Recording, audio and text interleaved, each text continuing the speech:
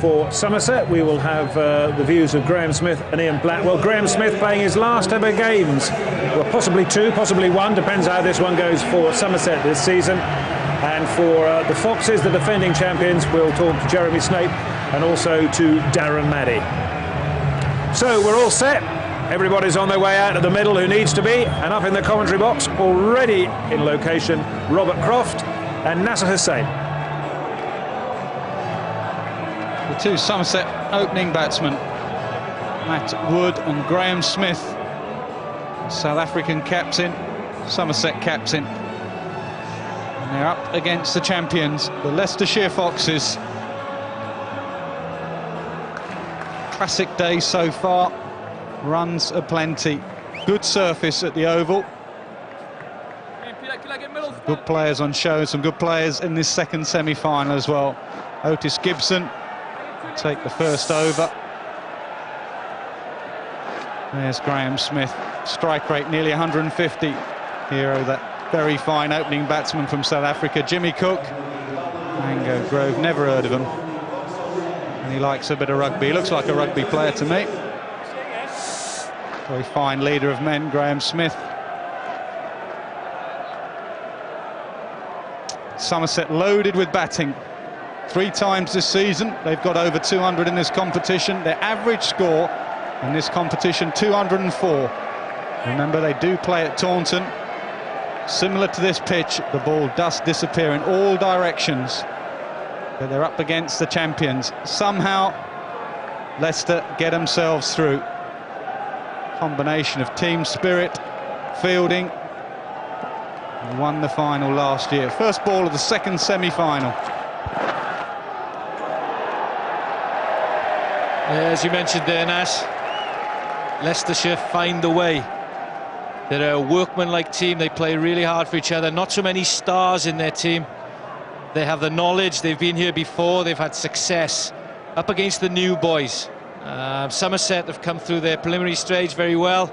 They've got the finals day. They've got tremendous support here. They've got a few more stars playing.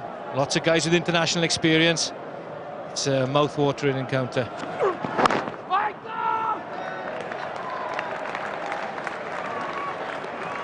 Well, these two must be able to bat pretty well. Marcus Trescothick, the England opening batsman, has been moved down to number 3. Graham Smith didn't want to break up his opening. There you go. Two good friends debating last week, possibly debating next week. Trescothick trying to get some tips about how to go about getting a good score here. Trescothick with the pads on, next in. Smith's away. Back cut down to third man. He's coming back for 2. Good running. Good intent there shown from the captain, showing to the rest of the team that he's up for it. It's not all about boundaries. A good back cut down wide of Point's right hand, and he's gone off like a hare. Not really known for his speed between the wickets. A big man, but turns quite sharply, and he knows he wants to. Pumps those legs and he gets home. Otis Gibson just passed a fitness test on his back and hamstring to play in this game. Didn't play in the championship game against Essex in the week. It's a good line to Graham Smith. We've all seen Matthew Hoggard dismiss Graham Smith, bowling straight and then adjusting to outside off stump. Graham Smith's very much a leg side player. Closed bat's face. It's a good line to him. Yeah, I played against Otis Gibson and played with him down at Glamorgan. Difficult bowler to play against because you don't get a heck of a lot from his run-up. And at the last minute, it's quite a jerky action, a strong shoulder, very, very strong man. And if he gets in with a bat later on, he can smack it a long way.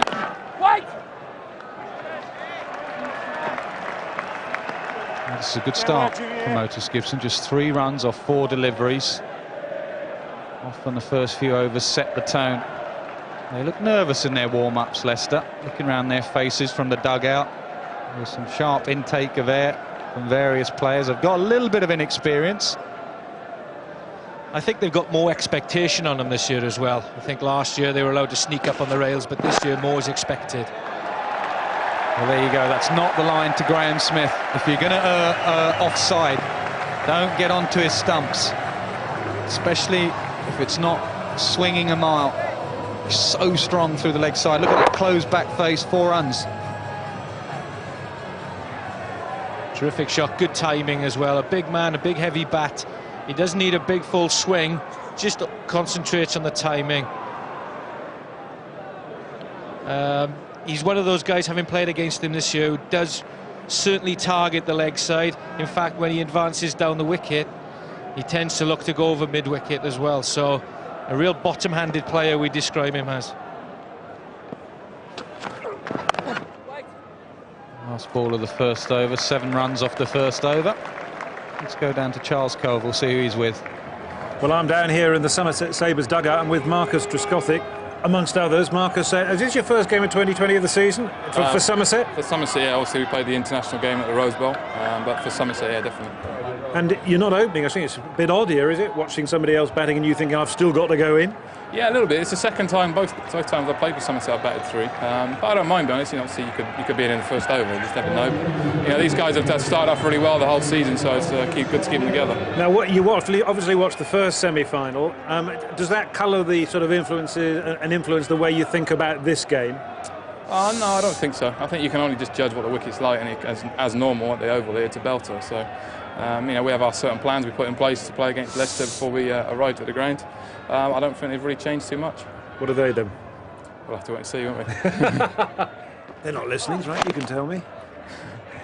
And what about the mascot race? Did you enjoy that? Yeah, great fun. We're having a good laugh there, watching Stumpy, our mascot, having a shocker. So it was good to see the guys having a good time. Let's just hope that that's the last shocker that the Sabres have. And of course, Girls Aloud coming up. Are you a big Girls Aloud fan, Marcus? You look as though you probably sort of tap your toe along. Yeah, I was always a big fan of the Spice Girls. So Girls Aloud are now taking over that. Is that right? Yeah. Sort of. Right. Okay. Well, I'll take your word for it. Back upstairs. Trescothick and the Spice Girls, Robert, eh? Yeah. Enough said there, Nas, I think. Shah Willoughby's on. South African versus South African. Smith will have seen a lot of him, and if anybody's going to swing this ball here today, it's Shah Willoughby, who certainly relies on it. Shah Willoughby has got good memories of bowling against Somerset this season. C&G Trophy back in May, I think it was, covered on Sky. Willoughby with 6 wickets, 6 for 16, his best ever bowling figures. And you're right, he does give it a chance to swing away from the left-hander. That's a cracking shot. That really is a very, very fine shot.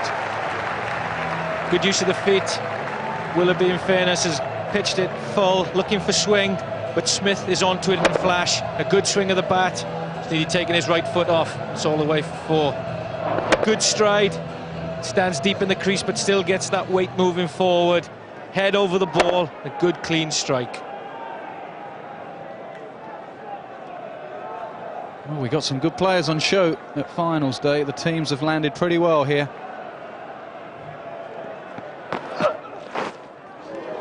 Good comeback from Willoughby. The Somerset lineup full of international players. England have released Trescothick. Come and play Andrew Caddick. Richard Johnson. Virtually an international side. Blackwell. Trescothick having a little bit of a stretch there. Blackwell, the danger man.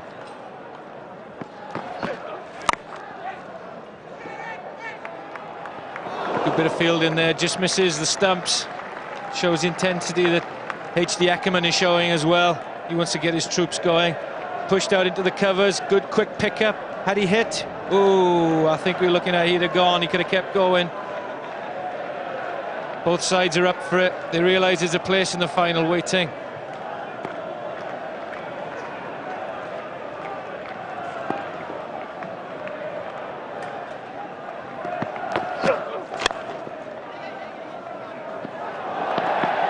Misfield. They'll come back for 2. Good running, sloppy fielding from Dinesh Mongia. Into the second over, 15 without loss. Works into mid-wicket. A little bit of swing there, actually. Eyes gone quickly for the run-up. He has attacked it, in fairness, but the recovery was quite slow. Bit of a fumble, and they get back for 2. But they're certainly up for it. The Somerset team, they're pitting a lot of their expertise in running between the wickets. They realise it's not all about boundaries. Well, the crowd have come in now.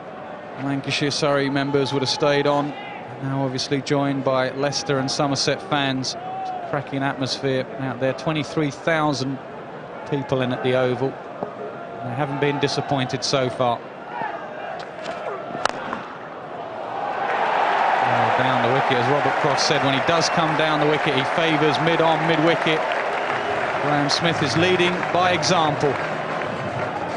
He's done that again. He's lined up, targeted early balls in the over for 4, and then that allows him to tick it around later on.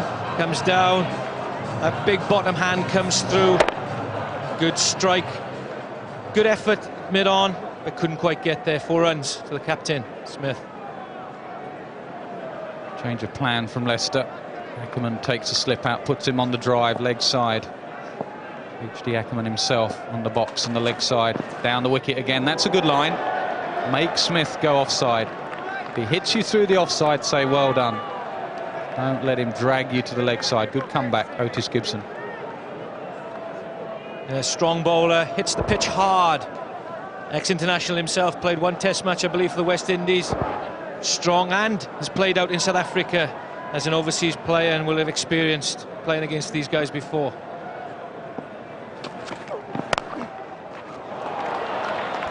H.D. Ackerman placed himself at short mid-wicket, nearly got a chance.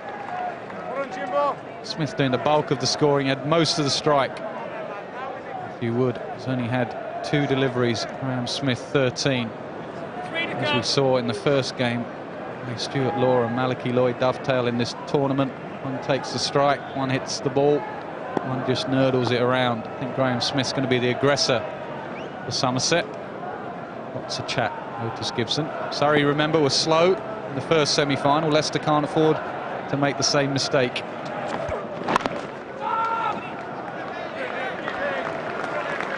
We've got a couple of spinners though, Rob, and I was speaking to Jeremy Snape before this semi-final, and he went, yeah, great, if we win this game, I've got a bowl at Simons, Flintoff, Stuart Law, Malachy Lloyd and Dominic Cork. Welcome to the Pleasure Dome. Certainly as well. It's a tough ask. Good over this so far. He's gone for 5. This stage, first 6 overs, 63 for Lancashire in the first semi-final. So they'd have been watching. Both sides were here watching that game. They'd have set targets, possibly 60. End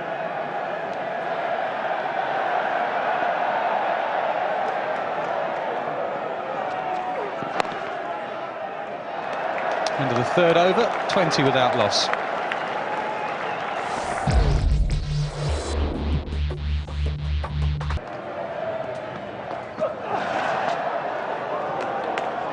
Wide down the leg side. Jeremy, Nasser here. Hi, Nass. What do you reckon of the start? I just think we're a little bit nervous, a few jangles. Smith's coming hard at us and we haven't quite got it as disciplined as we'd like to have done. Are you jangling? Not too bad.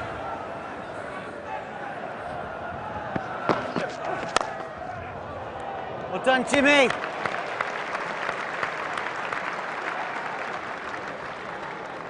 Hi, James, it's Rob up here. Hey, Crofty. Good, mate. Now, last year, the pitch up at Edgbaston took a lot of spin. You took a lot of pace off it. Are you going to have any different approach today? I think very different approach. Most of the slow balls have ended up in the new stand.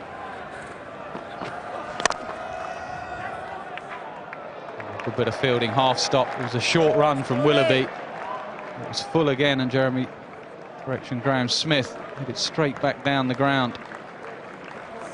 Allenby with the stop. Yeah, Jess, again. So finish that off, mate. You're going to have a different approach this time round. I think we've just got to see how it goes, mate. You know, it's like you've got to bowl a few balls and see how your action feels and the sort of pace we want to bowl at. We want to try and bowl as many balls at that pace as we can.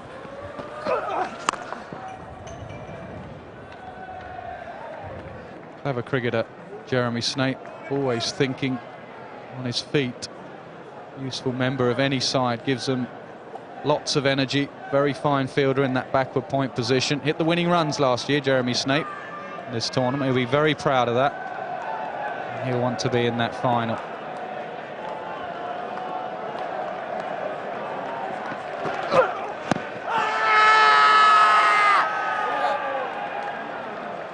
Good delivery there from Shah Willoughby. Strong man, good pair of shoulders on him. Ambles up, gets a bit of in-swing. Oh, umpires love that sort of delivery. They don't see enough of it, they keep telling me. Left arm in-swing. Oh, I think the fact that he advanced down the wicket had saved him there. But from Hawkeye, it's hit in middle and leg. Well, that's another full toss, and it's put away. Wood's first boundary. It's taken him 7 deliveries, but he missed the first ball. Was very close, got away with it. Went for a Yorker, Willoughby. Strayed to full toss and got dispatched. And how often do you find that when you think you've had a good shout, you think you should have had a wicket, you just lose concentration a little bit, the next ball goes for 4. You see so much of that in cricket. Last ball of the 4th over. Back of a length. It's through the infield. Maunders does the chasing, the slide, and they settle for 2.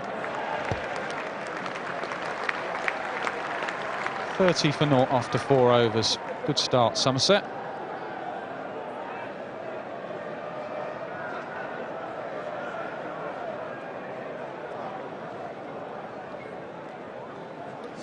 Yeah, they started off well. Graham Smith, the skipper, got 19 off 16. Matthew Wood, 9 off 8. He's just starting to flow, but look who's coming. You've got Trescothick and you've got Blackwell and Hildreth, all fine strikers of a ball. Parsons, the wily one in the middle who can chip it, nurdle it.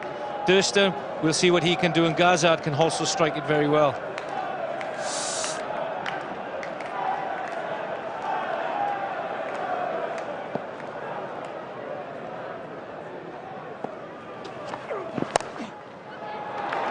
It's a bad ball from Otis Gibson. You can't be short. Your skipper has just brought fine leg up to leg slip. You really cannot be short on this pitch. Leicester have only conceded 160 or more once this season. I reckon it might be twice after today. Yeah, when you've got your deep square in front of square, there's nobody home, just down by fine leg or just past, just wider fine leg, goes all the way to 4 runs. Well, that's huge. The moment it left the bat, everyone knew exactly where that was going. It was going for 6. It just sounded great off the middle of the bat. As a batsman, they tell me, you love this sound. Yes, Nas, I'll tell you about it later, but that was a fantastic shot. He's come all the way down, nearly out of the park again. He's pumped now, the skipper. Don't run, don't spoil the shot. That's what Viv Richards used to say.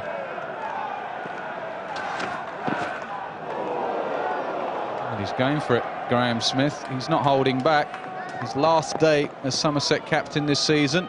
Might be his last game. He might have one later this evening.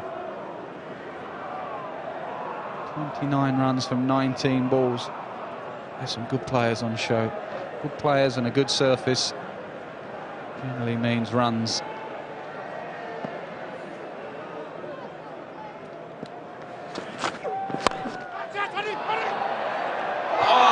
What a catch! We have seen some incredible catches this season, and David Masters has pulled off one of the all-time greats. And don't the Foxit love it? Even Graham Smith has to have a little giggle to himself. What a catch! Superb bit of cricket, athletic. It shows what these modern-day cricketers have to do. Can that help turn the game for the Leicestershire Foxes? A decent delivery. Smith has decided he's feeling it in the bubble. He wants to keep going. He's picked out mid-on. He's going back using good feet. Left hand up in the air, full strength. Oh, what a tremendous catch that was. Look at it. And he's got up, he's pumped, and look at the skipper. He loves him for it. Wow, what a great catch. What does Graham Smith think of it? Not a lot. An incredible, incredible catch. It took something special to get rid of Graham Smith. He's gone for 29. Somerset 40 for 1. There he is, David Masters. Good effort, yes. Take a bow, definitely. Catch that one? Yes. Absolutely brilliant. Young man on the biggest of stages. He's taken a wonderful catch. You'll remember that forever. Who does it bring to the crease? Only the England opener, Marcus Trescothick. Now then, interesting part of the play. Does Trescothick come in and take on the role that Smith had, which was the aggressor, which allows Wood to just nerdle it around. This is what they'll have to communicate between themselves. I think Trescothick will be positive. He likes batting at this ground. He's already got 100 this season against Bangladesh in this ground. He's got a test match double 100 here against South Africa.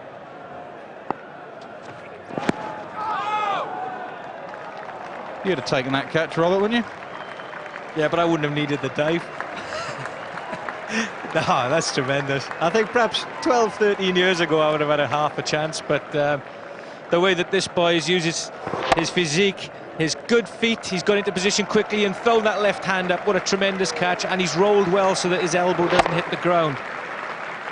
There is no better feeling than taking a catch like that. You will remember that for so long. TV cameras around, probably the biggest crowd he's ever played in front of, and the first thing he does is that.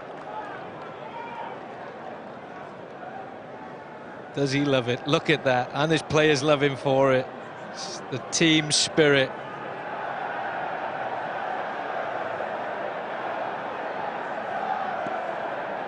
Big challenge here. Willoughby be looking to take Trescothick out. Can they get 2 wickets? A little bit of swing for Willoughby. What I enjoyed was Graham Smith's reaction. We've seen the Leicester Foxes' reaction. Let's have a look at Smith's reaction again. Yeah, we've seen it. There it goes. And let's have a little look at Smith. Ah, he can't believe it. Why the long Smith? Why the long face, Graham Smith?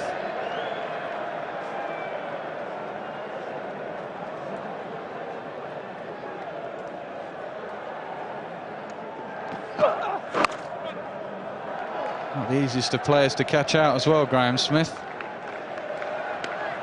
And dropped occasionally in a test match. Yeah, I seem to remember that one, mate. Wasn't that costly either? No, just 260 runs later.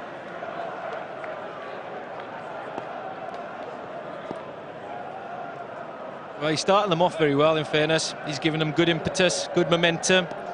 43 or 5.2. It's got them off and running. Now it's up to the middle order to capitalise. Willoughby mixing it up well here. In swinger followed by ball straight across. Watch him just use the angle here. No shake back in.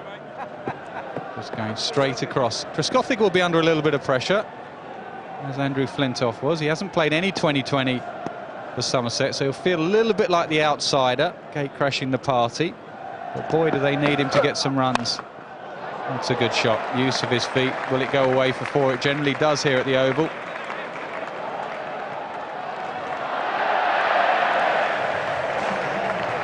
Great effort. He's just decided to flick it back in, and it's caught his arm on the way through. I think that shows how much the rain has had an effect on this outfield. Before the rain, that would have skipped on easily. But unlucky there for Henderson. He's gone down, which spinners have gone down. Sorry, mate. Hands up.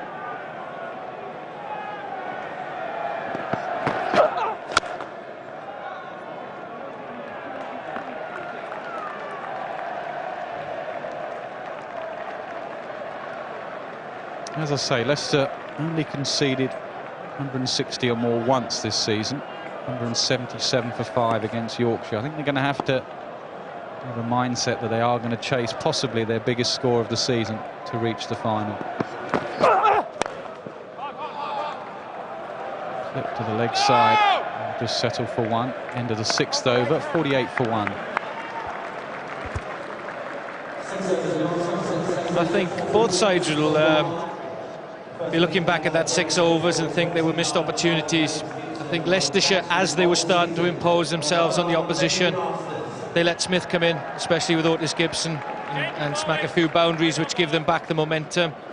Somerset would say, well, had we got to this stage being 50 for 0, we'd be a lot happier with our gun batsman in with Smith still in. This battle is still very much in the balance. We've got Darren Maddy coming on, a wealth of experience. Him, along with Adam Hollyoake, have been Mr. 2020. There'll be a lot of great things expected from him, from the Leicester supporters and the team today. Well, in the first semi-final, 63 was scored by both sides of the first 6 overs, 48 for Somerset, so Leicester will be pleased with that. Down the pitch again from Wood, possibly leg byes. Just wondering whether Paul Nixon should come down, come up to the stumps. 50 up after 6.1 overs. There he is, Nixon is up to the stumps. 50 took 37 deliveries. That's about par, I'd say, in 2020 cricket. Used the fielding restrictions. But a brilliant catch has just turned things Leicester's way.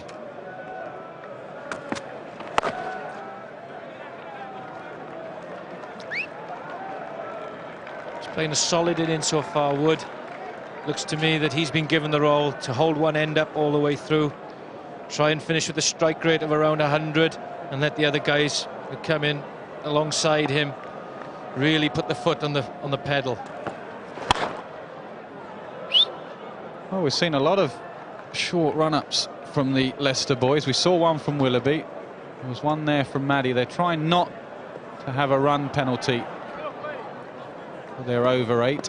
So much discussion has to go on in 2020 cricket, especially with a left-hand, right-hand combination. Field always changing. Got to hurry through. Always looking at that time left to make sure you get your overs in.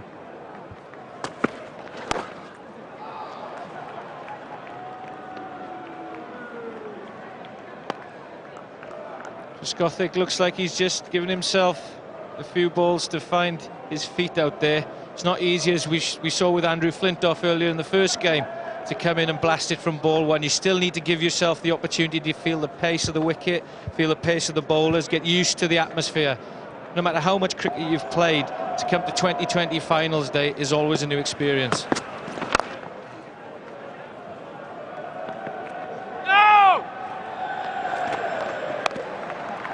No boundaries yet from Maddie.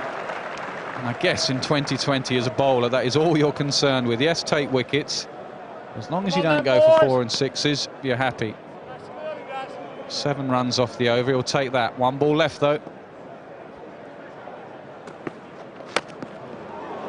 Good over from Darren Maddie, 55 for 1.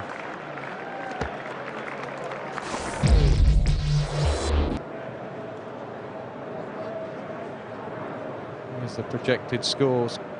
9 and over would get him up to 172. Change of bowling at both ends. It's David Masters, and he took that wonderful catch. Change up here, Ian Ward and Charles Colville. Thanks, Nasser. It was a brilliant catch, wasn't it, by David Masters? Absolutely outstanding. It's up there. The debate is raging. Which was better, that one or the Troughton one? We might have a look at it. Both of them in a minute or two. But here comes Masters. A little bit of rain falling. We don't want that, though, so that could stop, please. And he's straight away on the target. And straight away, Ian, Paul Nixon is standing up. Yeah, good idea from Nixon to come up to the stumps. David Masters isn't particularly quick, can get a little bit of bounce, a little bit of extra loopy bounce when he gets it right. But this is putting the pressure on the batsman with the keeper up to the stumps. They cannot take liberties, can't use their crease with any confidence. If they miss it, the keeper's there to stump them. Matthew Wood up to 21 from 20 balls. Well, David Masters has already been in the thick of it. A quite outstanding catch to get rid of Graham Smith. Otis Gibson was the bowler. And here he goes, take off. Oh, how did he get there? Twizzle.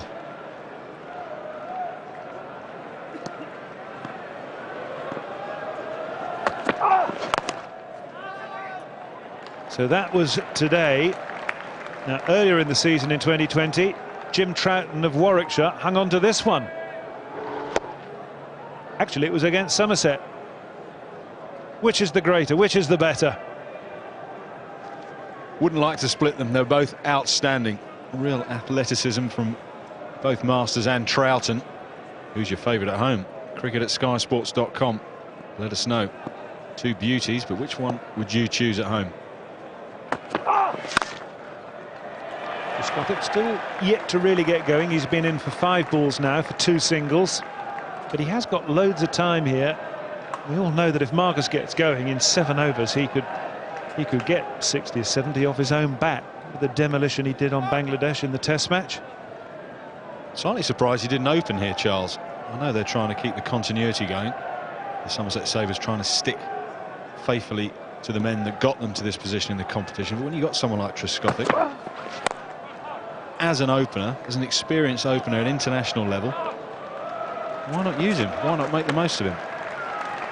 Well, it's an interesting question, this subject of batting orders, especially when you get big stars bust back into your side. Obviously, you're not going to leave Marcus Trescothick out, but Somerset actually got quite an interesting turnover in personnel from the side that we saw earlier on in the season down at Taunton.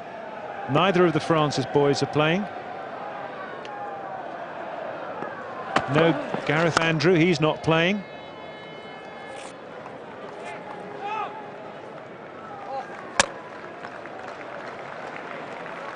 .58 for 1 after 8.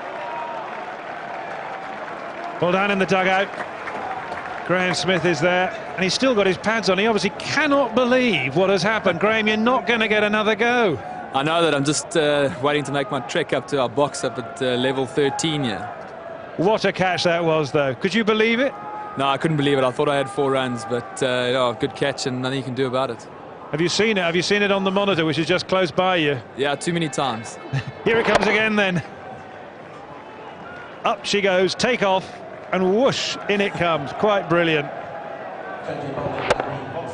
So what are you thinking then as you've hit that and you're going down? You're thinking that's 4, are you? Yeah, I felt like we needed one big over to get us off to a good start in the first 6, and I was trying to take on Otis, and so that was the over that I was taking a bit of a punt on, and I thought I had another boundary there. Well, there's another boundary for Somerset now. They're 62 for 1. Jeremy Snape into the attack for the first time. Just quickly before we let you go on your trek up to level 13, what score will you be happy with here, Graham? I think somewhere close in the area of 200 would be a good score for us, and allows us to put a little bit of pressure on their batting, and I think that'll be a winning score for us. OK, we'll let you go.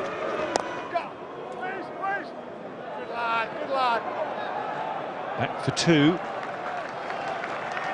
Be interesting just to, when we get to the 10-over mark of this innings, Ian, just see what the 10-over scores were in the first semi-final. Well, at this stage, off the top of my head, there'll be quite a large disparity between the two. Definitely slower this second semi-final so far, but these two are keeping the scoreboard ticking over nicely. They're scoring regularly, they're hitting the ball into the gaps and taking ones, but where I was so impressed with Andy Simons in the first semi-final was he found the gaps, but he managed to get the ball into position where they could always look for 2. At this stage, the Somerset batsmen, they're not able to even look really for 2. They're pushing hard and trying, but they're not able to come back for those 2s, and you turn the 1s into 2s, you do that 5 or 6 times, and that really is a big bonus come the end of your innings.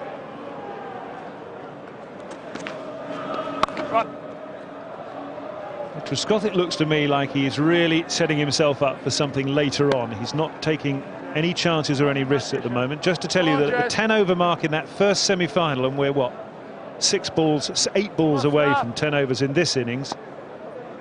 Lancashire were 95 and Surrey were 100. Really slow ball from Snape, but Wood watched it well. He delayed his shot and then flogged it out really on the offside. It was good bowling from Jeremy Snape. Absolutely no pace on the ball at all for Matthew Wood to work with. Here he goes to the leg side, looking for something extravagant, something brutal. Just no pace whatsoever on the ball to hit through it. Snape's a canny operator here. 9 runs so far from this oval. Misfield by Snape, unlike him. So 10 off the over, the 4 helped off the first ball. 9 overs gone, 68 for 1. And unless something very dramatic happens in this over, I think what we were saying right before the game started, that this is likely to be a lower scoring semi than the first one, is coming to pass. Well, that was certainly your call. I went the other way. I thought it would be right up there, 185, 190. There's a story so far. Graham Smith out to that wonderful catch from Masters off the bowling of Otis Gibson for 29. Wood has played carefully but effectively. He's 30 not out from 25, and Trescothick He's just taking his time. Gibson has 1 over left. Charles Willoughby has an over left. And there's 1 piece for, or 1 bowl for Maddie, Masters and Snape. This is Masters. As the rain gets a bit steadier, and that's gone through the covers for 4. That's not a terribly good piece of fielding. It's a really good shot from Trescothick. Just beginning to tick here, but the rain is beginning to tick as well. HD wants to go off. I think HD Ackerman is suggesting that it's a bit greasy out there, and the reason he's missed that is because he's either lost his footing or the ball has skimmed across the square area there, and he hasn't been able to get any sort of traction in his feet or any part of his hand on the ball. Trescothick goes big, huge, straight down the ground, and he's nearly killed one of the members when we were waiting for him to go, Charles, and I think he's just decided that time is enough. He's had a good enough look here.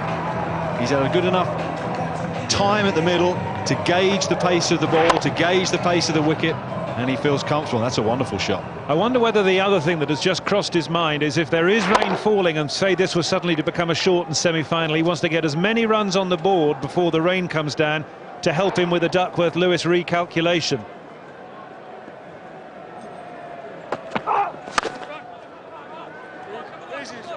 Obviously there are lots of possibilities for reduction of the various intervals, but it may just have crossed his mind that that would be a prudent move. You might be right, Charles. He's certainly a very deep-thinking cricketer. He will know all the permutations. He'll know how Duckworth-Lewis is implemented, but I just fancy that he felt that it was time to kick on. He'd had a little look and now he was going to go. It'll be a wide down the leg side. Good take by Nixon, but it's a wide. Good news from the weathermen is that the clouds are broken and it's much brighter down to the west, inland where the rain is coming from. So with a bit of luck, this is just a passing shower and it'll be gone in a trice, and they'll just play through it. I'm sure they'll try and play through it.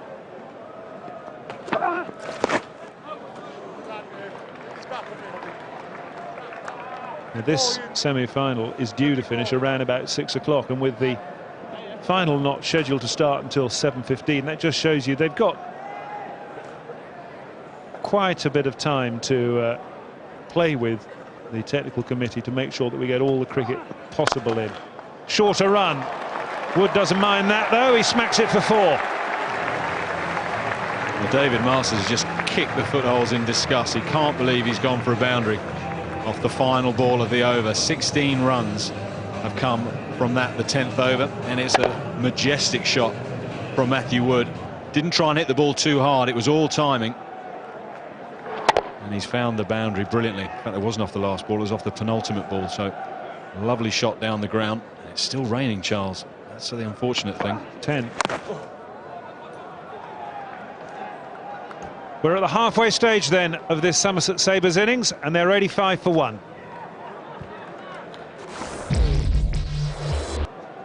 Jeremy Snape starts his second over. Other spinners to come into play for Leicestershire will be Henderson and probably finish Mongier as well, but of course this weather won't be helping. Now, what's going on here? Looks to me like the umpires are getting together to have a little chat.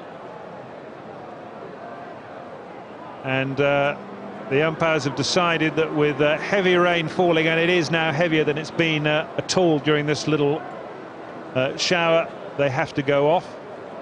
Nobody's exactly hurrying off. Brollies are going up. Nobody looks that concerned in the crowd. But this is obviously another disappointment that we have another break for rain. 5 left. You see, it's a lovely sunny day here. Bang, bang, Jez. Come on, Jez. Beer, sunglasses, very much the order of the day. 5 balls left in Jeremy Snape's second over. We're in the 11th over of the innings. 86 for 1. Trescothick on strike. Oh. And that's not a very convincing start by Marcus Trescothick. No, but it's well bowled by Jeremy Snape. It'd be very easy to come on, had a bit of a sit down, had a break, realise you've got 5 deliveries of the over still to go, and just try and get through as quickly as you can the first delivery, get your action going, bowl it quicker. He didn't. A lot of skill to take the pace off that, and he rather deceived Marcus Trescothick in the flight there. High in the air, this could be out. Oh, what a drop! Dinesh Mongia, I'm afraid to say that's a miss of gargantuan proportions. Well, we've seen both ends of the scale of fielding. Masters is quite outstanding athletic one-handed effort. And then this, well, I'll let the pictures speak. Oh dear. Well, slower and slower from Jeremy Snape. He really is hanging that up, that poor old Dinesh Mongia. If he could find a hole to crawl into right now, if the earth would only open up and allow him off the stage, he'd be quite happy to take it. But at the moment, he knows, it's just been on the big screen again, that is a bad miss. It would have been the perfect start for Leicestershire Foxes after the rain break. But they've blown it. Bad miss, but it's been a wonderful over from Jeremy Snape. Only 5 balls to complete this over after the rain break, and he's bowled really well. The over is completed, just 3 runs from it. A long over because of the rain break. But Jeremy Snape will be very, very disappointed that Matthew Wood's been given a life.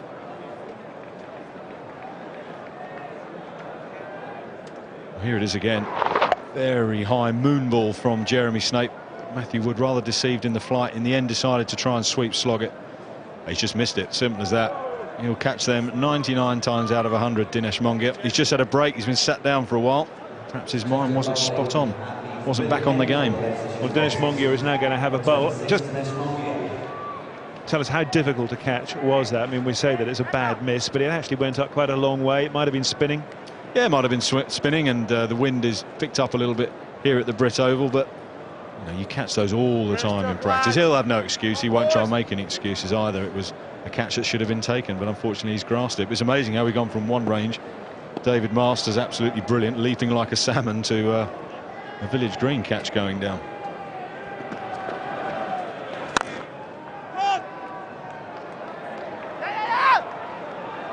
Well, that's a terrible piece of cricket by Leicestershire, but this... I think that's going to be really close. Well, goodness gracious. Charles Willoughby, the man who'd sort of mucked up the fielding. They tried to steal a second, but he's arrowed the response in, and now he's going to be history here, surely.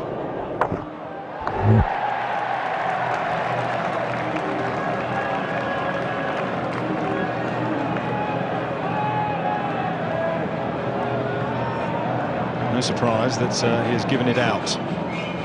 The third umpire, George Sharp, has given the decision out. This is for the crowd. Out by a long way. Now it's either very lucky from Charles Willoughby, or he's been very, very clever and outfoxed Matthew Wood. Well, you'd expect the Foxes to do that, but Matthew Wood's led a bit of a charmed life, given that life. But just watch this. That's a bad miss. Then Willoughby doesn't bother to pick it up. And now they try and steal a second, at which point Willoughby realises he better pick it up and fire it in. And instead of being a cheeky little second, it's a disastrous second. Well, he's done him completely. Willoughby has completely done for Matthew Wood. I think he thought it had gone straight through his legs out towards the boundary. But it wasn't. It was hid behind him by about a yard. What a bonus for the Leicestershire Foxes. Blackwell's in. Blackwell and Trescothick, 2 big, powerful left-handers. How will Blackwell start here? How will we play this? Starts with a sweep. Well, Dinesh Mongia will be so relieved that with his first ball he's engineered the run out of Wood, because Wood was the man that he dropped in the last over from Snape. So everything back on an even keel now for the Foxes. Mongia can put the drop behind him, and at 90 for 2 it's now a question of Trescothick and Blackwell rebuilding this innings and just trying to get everything back on track.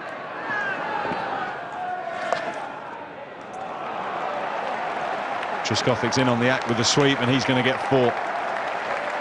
As Blackwell made sure he hit the ball hard. This was delicate and clever from Marcus Trescothick. Got down nice and early. Very good sweeper of the ball.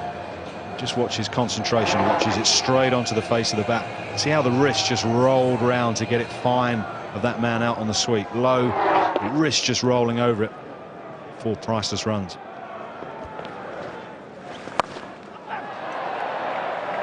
Slog sweep, another 4.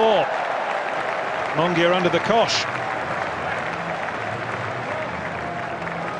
So from the subtle deft sweep from Trescothick, you now see a bit more power, a bit more bottom hand, not looking to hit it behind square, always going in front of square, not interested in keeping the ball down. But look again how he's watched the ball, never took his eye off the ball until it hit the blade. And that's out! Well, that's a bit of a giveaway by Trescothick, really. He's hit him for 2 fours, and this one he's bludgeoned straight at Ackerman at extra cover. And from being in the depth of despair, Mongia is now on the top of the world because he's picked up the big wicket of Trescothick. Well, you're dead right, Charles. This is a big wicket. Trescothick looking to go through the offside, looking for another boundary. Just couldn't keep the ball on the floor. Big wicket.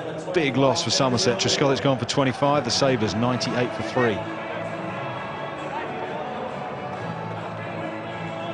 Well, they're just losing their way a little bit here, aren't they, Somerset Sabres? But into the breach now steps a young man with an enormous future, I'm sure. James Hildreth has a strike rate of 177 in the competition this year and 179, nearly 180 overall.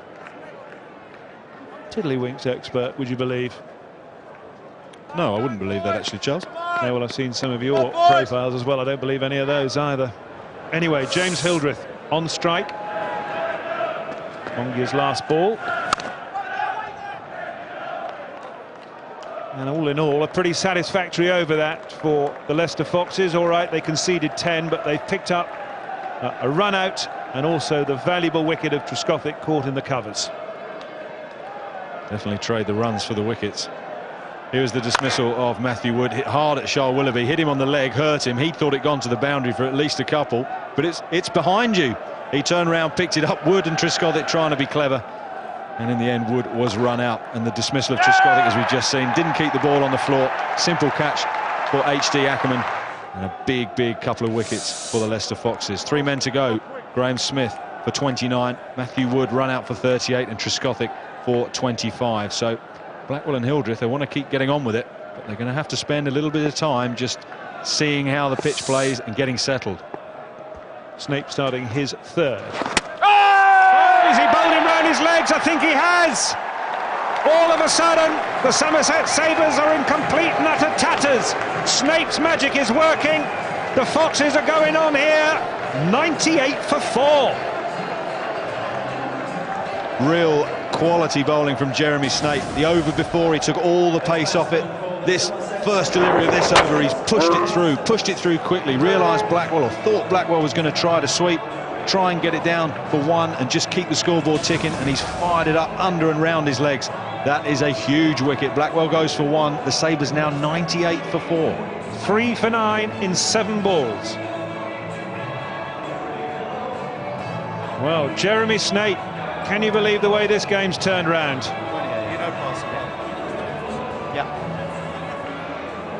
Jeremy, can you hear me? Yep. Turned round interestingly now. Yeah, we just had a little bit of a change, haven't we? Taking the pace off it a little bit more. It's hard when you first come in. The big guns are done and dusted. Yeah, but Parsons is a good cricketer, so we just got to keep going.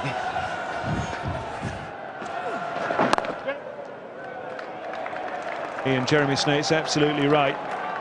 These two, we saw them do it in a game earlier in the season, Hildreth and Parsons. Parsons knows what he's doing. He'll just knock it about, work the singles, allow Hildreth to get in, and then they'll have a blitz for the last 5, maybe. Maybe, but at the minute, Jeremy Snape has got the ball on a piece of string, taking the pace off it, pushing it through, changing his length, pushes that one through. This is quality bowling. 4 deliveries gone, no runs scored, 1 wicket taken. The variety is the key here. Absolutely brilliant thinking from Jeremy Snape. It is not going to be easy for these two to keep ticking the ball over, to keep ticking it into gaps.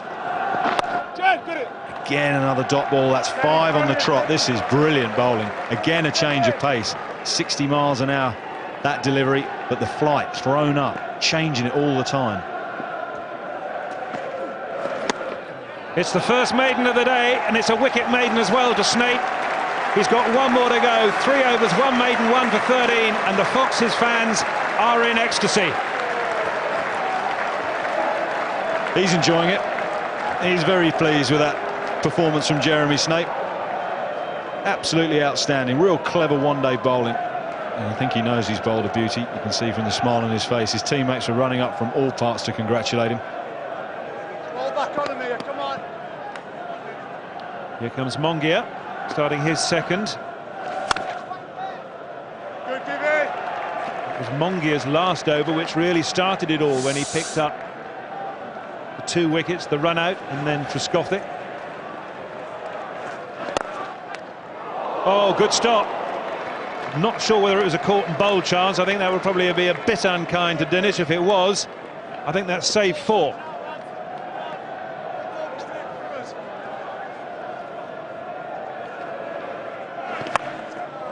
Well, Hildreth's gone big, but has he gone big enough? It's just bounced inside and gone for 4.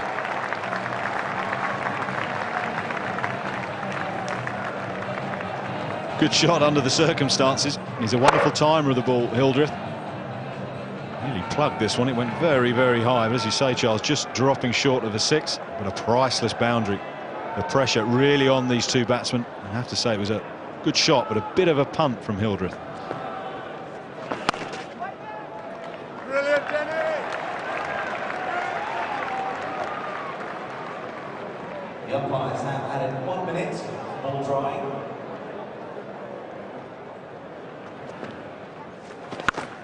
High in the air, this could be trouble, or is it going to fall safely? Gibson, oh no, there we are!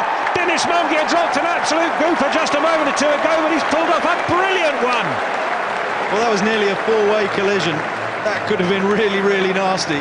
Dinesh Mongia, as you said, dropped an absolute goober about 2 overs ago, but he's held one of the most difficult catches you ever get on a cricket field. That is running back, catching the ball over your head. He's bowled the delivery, Hildreth's gone for the boundary, it's gone high. Really high. Mongia's now had to spin round, sprint after it, over his shoulder. Brilliant, absolutely brilliant. Notice Gibson nearly cleaned him out as well, and there was somebody else converging as well. What a catch. 4 for 13, the collapse in 17 balls. Hildreth gone for 4, and you'd have to say, James Hildreth, that probably wasn't the brightest piece of cricket at that moment. He'd got away with a big one earlier on. Did he really need to go for it there? Well, I applauded him when he hit the boundary the couple of balls before, but I did say he took a punt, and I think he took a punt a little bit, or 1 too many, to be honest. Really has put his side under pressure. Durston is the new batsman. Parsons will continue to play his shots. That's going to be 4. So another dramatic over. 8 off it, but another wicket. 14 overs gone, it's 106 for 5.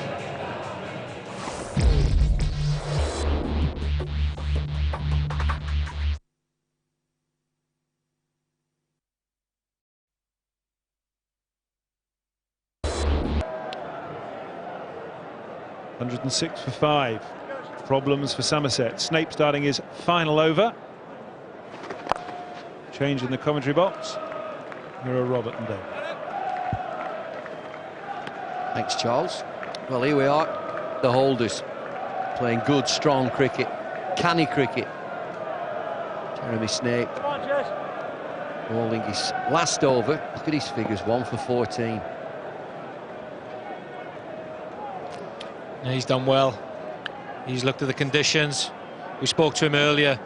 Thought in his feet. Now he's found the best method to be successful on this wicket.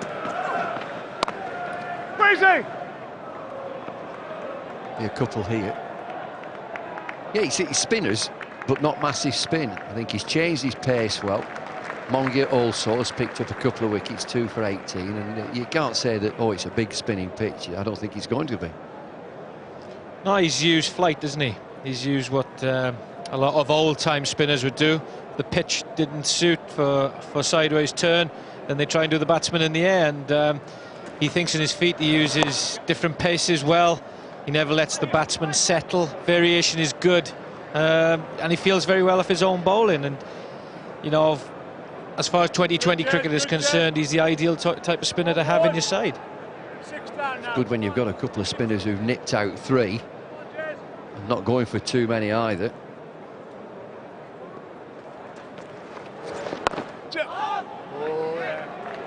There's that pace off the ball again.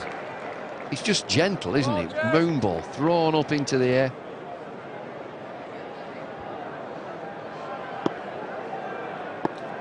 Now then, Somerset really need to regroup,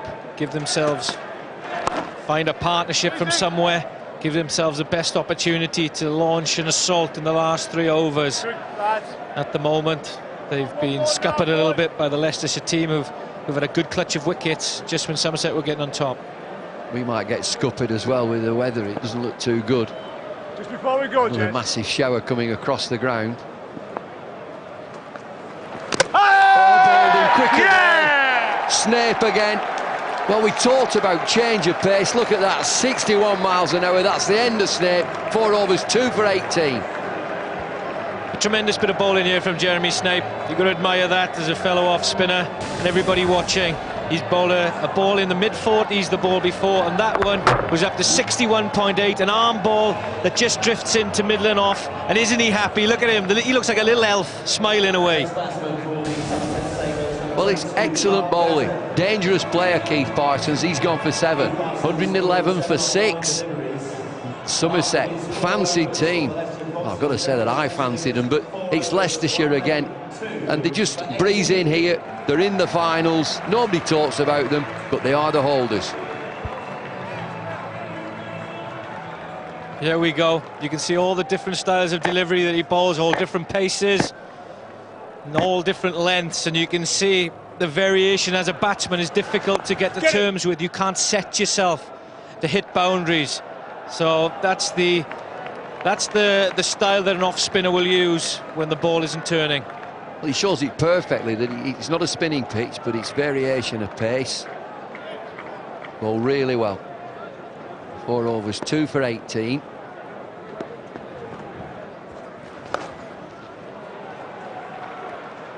So there's been some damage to Somerset here. 113 for 6. They've got to get themselves together in this last 5 overs. Give the bowlers something to aim at, something to bowl at. If they can get up to 150. 7 down then, Denny.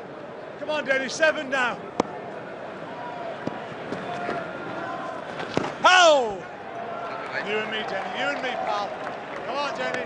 Bang, bang, bang. Jeremy, David Lloyd up here, quick word. Have one. Great piece of bowling, mate. Thanks, mate.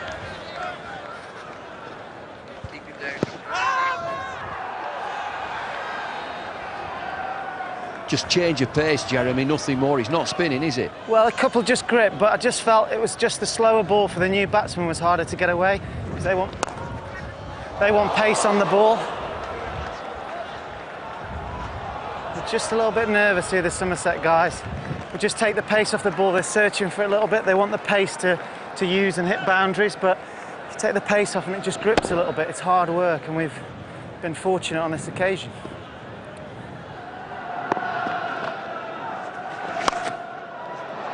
It's a big shot again, out into the deep, 1 bounce, 4. End of the 16th over, 119 for 6.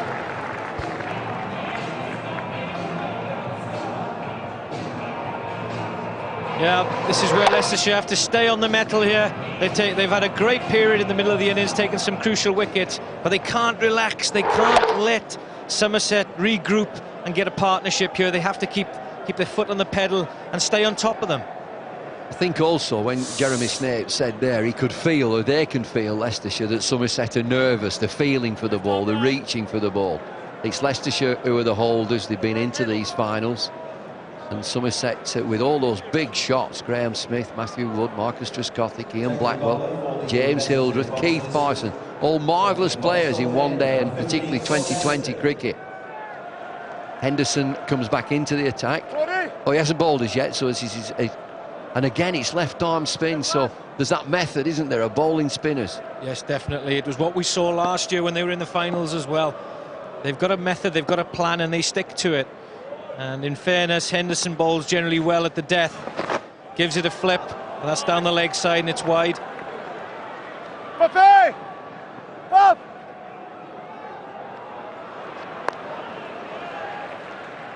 With 3 to the total. Henderson starts with a wide, a drifting wide down the leg side. I'm just looking at this projected score. 9 and over gets 158.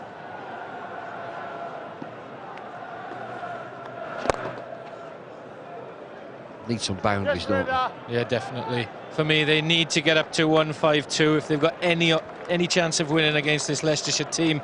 To be competitive, they need a good total. They need, for their psychological side of it, they need to know that when they're walking out there, they've got 150 under the belt. They don't really want to be walking out there with 130, 140. Well, there's a difference from that to first semi-final. Lancashire, with all the arrogance and the skill that they've got, 217. This is different. Somerset 124 for 6. We have had showers. I just don't think that showers have affected the surface, though.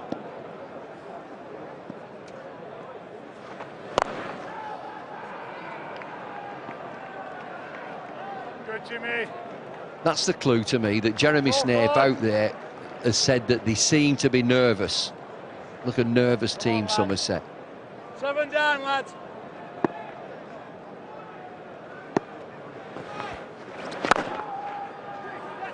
Bowler! Take him off!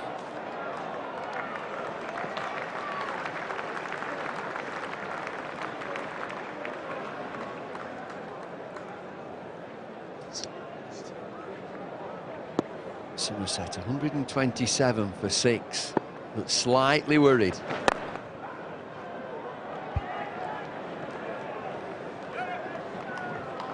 Somerset batted first, won the toss, batted first.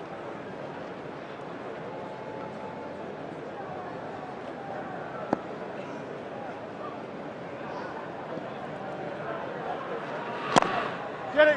Hold it, yes, mate! Terrific fielding from Mongia there. 129 for 6 after 17. 14 fours and 2 sixes in this 129. I still think that they might just get themselves up to 150. Three overs are left.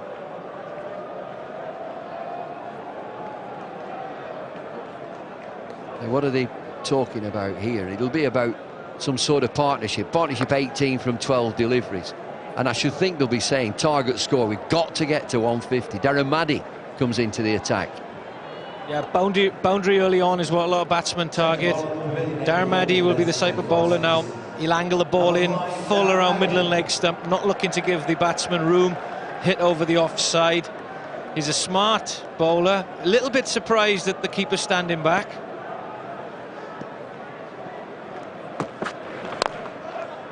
Well, he's usually a wicket-to-wicket bowler, and again, at medium pace, he'll try and take the pace off the ball with slow deliveries.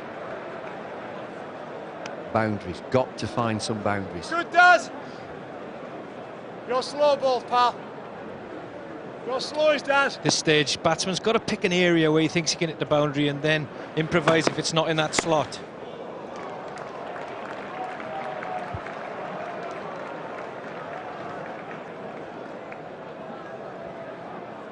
It's boiling up here. The Somerset guys know that they need a boundary. The Leicestershire guys know that there's an opportunity going to come. Big appeal. Not out, says John Holder. Darren Maddy thinks it's out. Paul Nixon thinks it's out. I reckon this has brushed his trousers at the top of the pads. Yeah, his pocket. Just that right-hand pocket. Come on. In the old days, Dave, the wicketkeeper would have seen that and said, no, I'm not appealing for that, wouldn't he? Some would, some wouldn't. Whipped into the leg side. Who would? Oh, I can't name names. I'm just not going there. Really not. You've got a wicketkeeper sat next to you, umpire. Sharpie wouldn't have appealed for that. Definitely not. Oh, that's a nick. They all count. Sort of luck you need at this stage. It hasn't been easy to come by boundaries, but he's hit the toe of the bat there. Perhaps if Nixon had been standing back, we'd have had a catch, but no, he's committed. He's up to the stumps. He's trying to stop the batsman coming down the wicket. Toe end, 4 runs. You said you couldn't understand why the wicketkeeper was stood back. Now he's stood up, you want him back. Where do you want him? In the middle. He's come back up.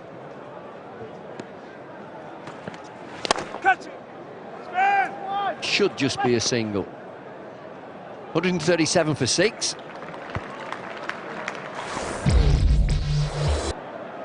.137 for 6 after 18 overs. Somerset winning the toss, batting first. It's been difficult, hard work. It's Leicestershire who've shown all that know-how that you expect, and team effort, team spirit. Lots of spin bowlers used. Dinesh Mongia with 3 overs, 2 for 26, starts his last over.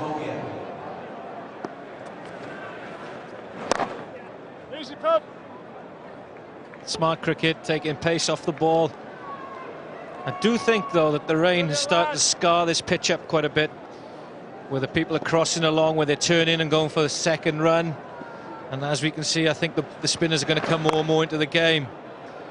Good change of pace again from Mongia, using all his experience, not letting the batsman settle, because you can feel the fact that Somerset are building. They've got to get boundaries from somewhere. They've got to get themselves up to 150 plus to give them a reasonable chance of winning. Catch it! In the air, the catcher underneath it. He's gone. Safe hands. Dinesh Mongia finished up with 3 wickets, or he's got 3 wickets so far. Jim Allenby out there at long off. Gets rid of West Durston.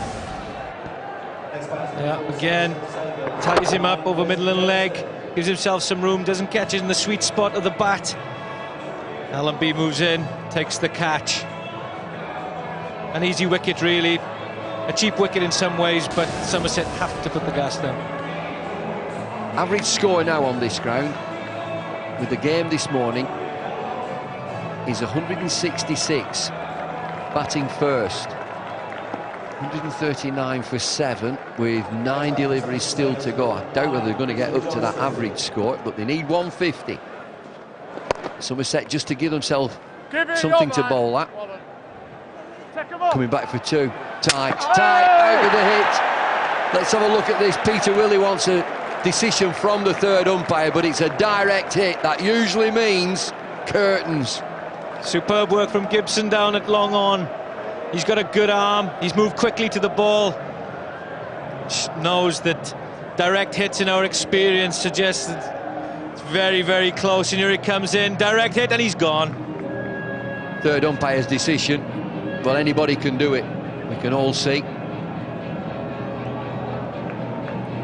3rd umpire will relay the decision out to the middle to Peter Willey. And the batsman is a good yard out. Richard Johnson is the batsman, and he's going to find out that he is on the way back, and he is. 139.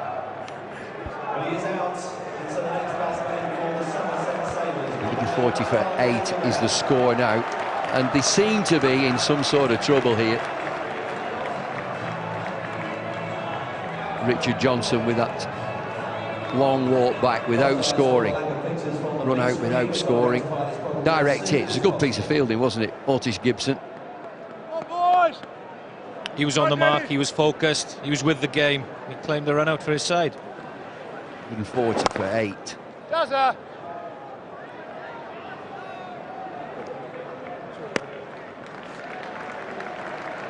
Can they get to 150? I just think it's a landmark score. If you get to 150 and you've batted first, the nerves are then on the team coming in second. Well, it's Leicestershire. Do they have nerves? They don't appear to have. They're playing like a side who's obviously been here before, and Somerset are playing like a side that it's the first time they've appeared in the finals. Very similar as we played last year. We were a little bit edgy. It was as if the game had passed us by before we'd realised we were in a match. And I sense this is the way that Somerset are feeling now. 141 for 8 after 19 overs. But you can settle into the game as well. You just say at the interval, OK, that's the runs that we've got. We would have liked a few more, but let's defend that. Let's see what they've got. They've played good cricket of Leicestershire so far. That's Somerset's card.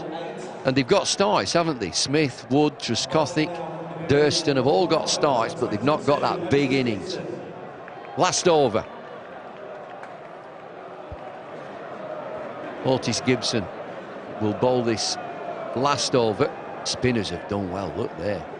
Henderson's just bowled that one over, but Jeremy Snape 2 for 18 in 4. Dinesh Mongia 3 for 30 in his 4 overs. Gibson, the other wicket taker, comes back for this last over. Gibson 3 overs, 1 for 24. Brilliant piece of fielding, that really was.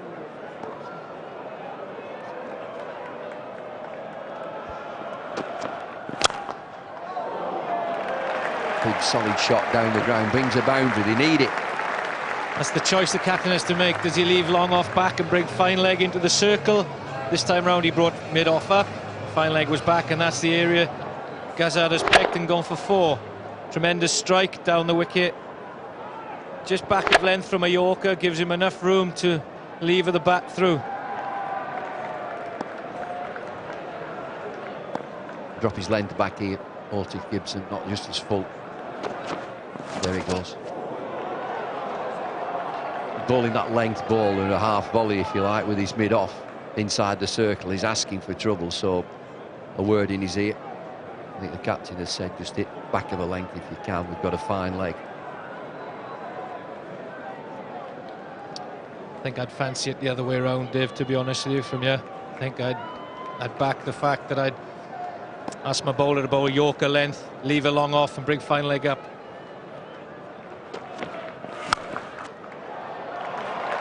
That's another boundary. These are good runs. I know that I said earlier that Somerset would say at the interval, well, we should have got more, we could have got more, but that's what we've got.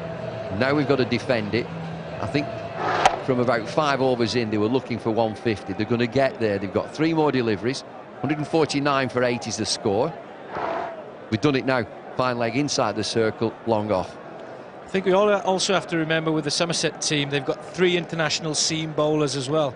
So they could really come to the fore this time round, take out early wickets, and that 150 odd could feel like 180 odd. Oh, that's a big shot, and we've talked about good runs and vital runs. 150 is on the board, and he's still got 2 deliveries. Good cricket from Gazard here. Intelligent play. He realises that Gibson is going to go for the full length delivery. He moves across the crease and basically fetches it over to his side, over the mid-wicket for 4 runs. Tremendous shot there. Now then, another change in the field. No third man this time. Leicestershire are looking to plug that gap at mid-wicket. What do you think here, slower ball? Yeah, with 3rd man up, do you fancy the slower ball?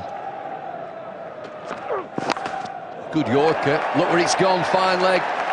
Well, you take your chance, bring fine leg up. If you're marginally offline and the batsman gets lucky, that's what happens. If it doesn't go straight to him, what a good over this is. 16 from it. He's done brilliantly well, Gazard, here, for a young man coming to the team. This is a spot-on delivery, but he just gets the under edge on it, goes down for 4 runs. Who'd want to be a bowler in this situation? Well, he's dancing away as well with his feet, gets the ball away. Last ball, big shot again. Anybody under it? Yes, there is. Oh, what another great catch. Claude Henderson ends this innings. They've caught well of Leicestershire at vital times.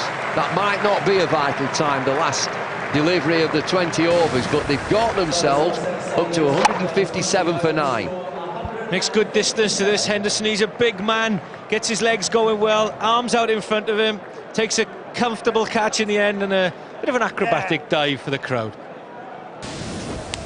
Well, do they fancy it? Somerset 157 for 9. They were 89 for 1 and subsided to 111 for 6. That collapse was 5 for 22, but a recovery at the end. Carl Gazard with 26 from 19 deliveries have got what I think to be a decent score, 157 for 9. From the bowling department, Otis Gibson took 2 wickets. Willoughby came out and impressed early on, but it was the spinners who did a great job here, taking 5 wickets between them, especially Jeremy Snape. A fine performance from the off-spinner. Leicestershire need 158 to win at 7.9 per over. Thank you, Charles. 158 for the Leicestershire Foxes to progress to the 2020 final of 2005. H.D. Ackerman, the captain of the Leicestershire Foxes, He's opening the batting, 32 years old. His hero is Steve Waugh. It's a bit of Maroon 5 and plays golf. He will be taking strike at the Vauxhall end. He'll be facing Andrew Caddick. Bags of experience, bags of height too, 6'5" and 36 years old for Andrew Caddick. 9 matches in his 2020 Cup career. High economy rate and just the 5 wickets, but this might be a pitch that will suit Andy Caddick. There's a little bit of bounce. The moisture has been falling on and off for a while here at the Oval. It might just have juiced up the pitch. Here goes Caddick. And he's spot on the mark. 2 catches for Andy Caddick. First and second slip, the obligatory catches.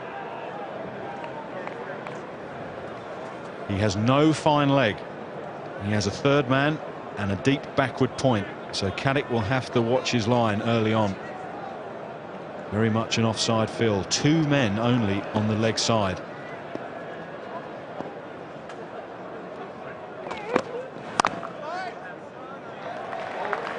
So with this field, David, he's got to hold his line, hasn't he? Well, just looking at this leg side field, only 2 fielders leg side. He's got to be absolutely bang on off stump. He's got his 2 slips in there, so he's got his catches. And you said it, that if there's any sort of moisture in this surface, he'll find it. We've just had showers. I doubt whether there will be, to be honest. Ackerman's away. Feld on the boundary keeps it to 1, and that brings Darren Maddy onto strike. Very fine player in all forms of the game, but he seems to have taken to 2020 cricket in particular. 22 matches, 700 runs, average of 35, and a good strike rate. He's one of the very few batsmen who have gone on to score 100. Good statistics from Darren Maddy.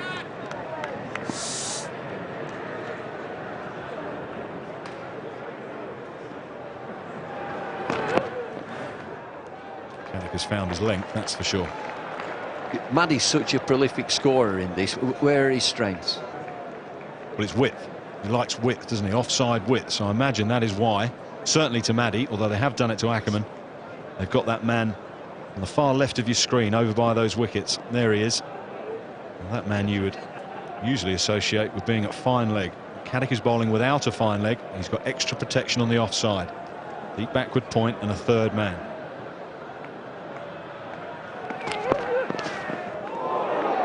Just a hint of swing for Andrew Caddick. Maddy looking to use his feet, get to the pitch of the ball. Not easy against a bowler who's 6.5 feet. Just that hint of swing from Caddick. It's an excellent start from Caddick, is this. You just have, sometimes you have gut feelings that they worked so hard, Somerset, to get to 157, propelled in that last over. And they've got the firepower, they've got the bowlers. Did swing.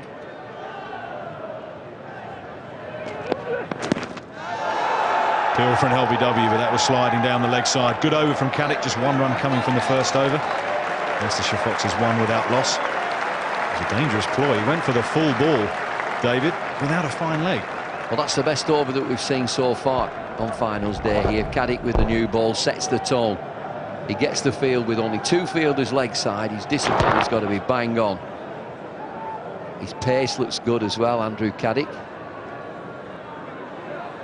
It'll be good to see Graham Smith also marshal this team. I should think he dearly wants to win this game. He wants to get into a final. He's a very aggressive captain. He's got Charles Lagerfeld as an opening partner for Andrew Caddick. He's got Richard Johnson maybe as first change. Here he goes, Graham Smith. Sky viewers will know a little bit about Charles Lagerfeld's international career. He took a hat-trick, if you remember, live on Sky Sports against the West Indies from Barbados. 2 matches for Lagerfeld in his 2020 career. Took 5 for against England last winter as well. Good shot from Ackerman, but again Graham Smith setting the same field. So no fine leg, just a third man and a cover on the boundary. So again Lagerfeld is going to have to keep his lines tight. Just the 2 men on the leg side, 2 slips catching. No fine leg.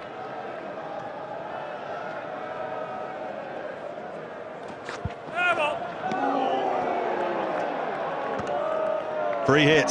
Front foot no ball is a free hit. So Sean Lagerfeld overstepping the mark, and this has given Darren Maddy an opportunity to launch a shot with impunity. You cannot be out off a free hit. Well, that's not strictly true. You can be run out. You can't be caught, bowled, LBW. All that's taken out the equation. So a discussion now between bowler and captain. Do you want to change the field? The answer is yes. Still got one slip. And Marcus Trescothick, who was at second slip, has gone to a very, very short gully.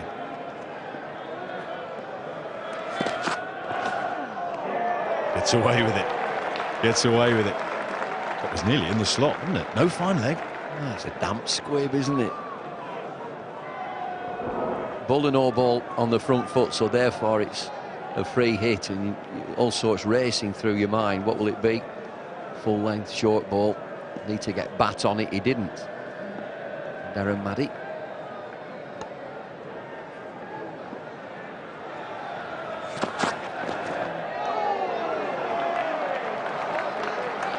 Graham, David Lloyd up here, combox. Graham, it's David Lloyd up here, combox. David, how are you, man? I'm all right, thanks. It's a big game for you guys. Sorry, I lost. It's a big game for you guys. It is, and we let ourselves down a little bit with the bat. Maybe the young guys, a bit of occasion, got to them. I thought their spinners bowled well. But, it's time for our bowlers to pull us out here in this competition, and a few wickets up front will do that for us.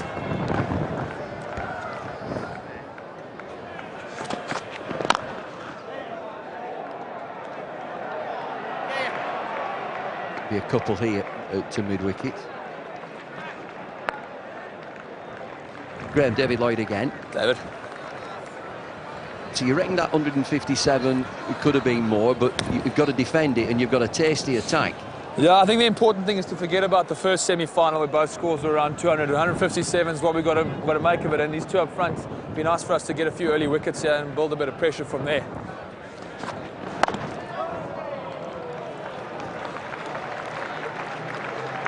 Well, you mentioned those spinners, David, for the Leicestershire Foxes. Snape, Mongia and Henderson were the three spinners used. Their combined figures: 9 overs, 1 maiden, 5 wickets for 58 runs. A game plan that worked to take the pace off, ball plenty of spin. I'm not sure that Somerset have got that option. It's a different sort of attack, isn't it? Blackwell will bowl spin, maybe a little bit of Graham Smith himself, but the pace attack is more than useful. End of the second over, 7 without loss for the Foxes. Charles, where are you? Well, I'm down by the dugout. I'm not with either of the sides that are playing in this particular game, but with Mal Loy of the Lancashire Lightning. So what are the Lightning doing as you try and work out who you're going to be playing? The rest of the lads are just up in the changing room, just lying and watching the game, except for, I think, Corky. Corky's gone back to the hotel, but he likes to be different, Well, that'd be right with Corky, wouldn't it? He'd need to go home and have a lie down, I expect. But what do you make of this game? And first of all, has the excitement died down after winning against Surrey? It's taken about an hour, honestly. I was talking to Warren Hegg out there. He's playing all those finals in the 90s, and he says he's never known been so tense and nervous as he has been today. So it's just come down. You weren't worried at all, though, seriously, were you, when you had to get 200 and defending 217? No, the way Ramps was going in the mood, there was a stage where I thought, oh no, this is it, another semi-final, we're going to lose here. But no, thankfully, I think the crucial over was when Jimmy bowled that great over and got the wicket of Mahmood. Right, now, what do you reckon to this one? Because this one is nowhere near as high a scoring game as your semi-final. I've got a funny feeling Somerset are going to win. I don't know what it is. They've got nearly 160, and I think it's a defendable total. So I've just got a funny feeling. And who would you least prefer to face in the final? I don't mind, really, and everyone says that. I don't really mind. We have beaten Leicester in the group stages, so we probably feel a bit more confident. We know what they do and how they go about it, but I don't really mind, to be honest. All right. The thing I think everybody hopes is that we just get it through tonight, don't we? Yeah, looking at the cloud, I think you might get the odd shower, but I think we're going to go well tonight. OK, Mal, well, go and rest up a bit more and we'll see you in the final. Just before you go, actually, I just wanted to ask you one other quick thing about that absolutely massive 6 you hit. It was enormous. And I was just saying, it was the first one. It was the only one I really timed. You know, I got it out the screws, and with the pace of Mahmood as well, it just went down the street there by. Have they got it back? I don't know. The worst thing was they brought out a new ball, but never mind. All right, good to see you. Enjoy the final, won't you? Cheers, Charles. Okay, back upstairs. Thank you, Charles. Didn't he play well? Malloy opening up with Stuart Law in the first semi-final. Misfield. Can't afford it. Johnson is herring back after it. Will he get it back before the boundary gingerly? Fielding has to be red hot in the 2020. Richard Johnson with bags of experience in cricket in general, but he's unbelievably making his 2020 debut. Oh dear, right hamstrings. There's that handful of fresh air again. Run out without facing a ball. Fair to say, perhaps hasn't gone his way just yet. Well, he's got a ball, probably 4 overs.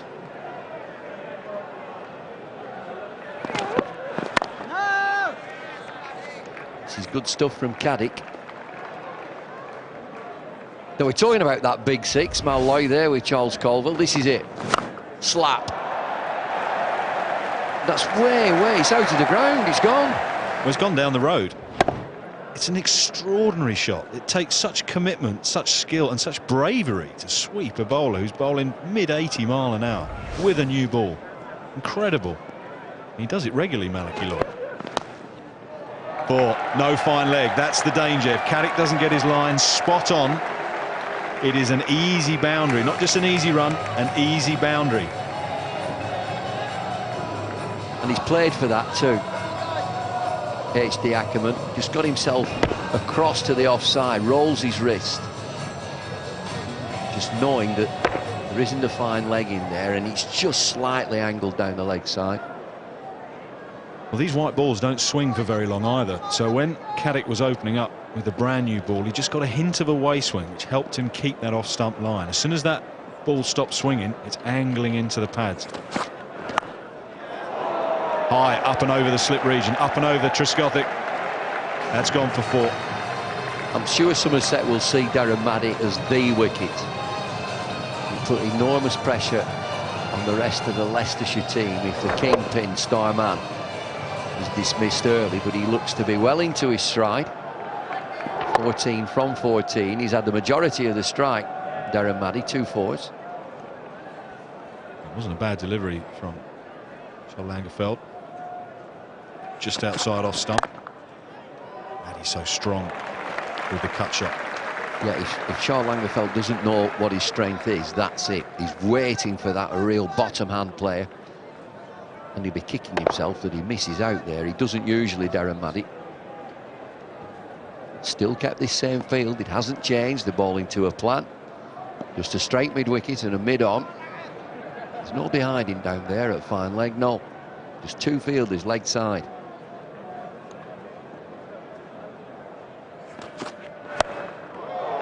Great shot from Darren Maddy. Not quite a Malachy Lloyd slap out of the ground, but it was out of the same mould. A couple of bounces and it's into the boundary boards. Foxes are canny. Holders of the trophy. Maddy just picks up that length. I think it's great for these players that this pitch is absolutely brilliant for playing shots and confidence. It's great for cricket all round. The batsman can certainly trust it, but the bowlers can get a little bit of bounce. We've seen Jeremy Snake bowl exceptionally well on this wicket. And he's edged another one down to the 3rd man region, and that'll race away for 4. So 3 boundaries from the first 4 deliveries from Charles Lagerfeld, and Maddy is just edging into the groove. Well, it's funny how overs develop into damage. This one's gone 4 dot ball, 4-4. That's the last one. So you get itchy as a fielding side. You're inside this 6 over fielding restrictions. There's not a lot that he can do. Graham Smith. He's still got his 2 slips in there. And now he's gone for 4. Caddick will not catch that. It will race across the square, race across those net areas. He will not catch that, and that is the 4th boundary of the over. So what do you do as a fielding side now? You've got a a field that is set, you've talked about it, you've planned it in the dressing room, and then you get that delivery. Got to adapt, got to be able to adapt in 2020, and I think it's time for Graeme Smith just to change things round. Perhaps a bit more orthodox, maybe get a fine leg in, maybe get one of those slips on the drive and allow his bowlers to bowl a little bit straighter, particularly at Darren Maddy.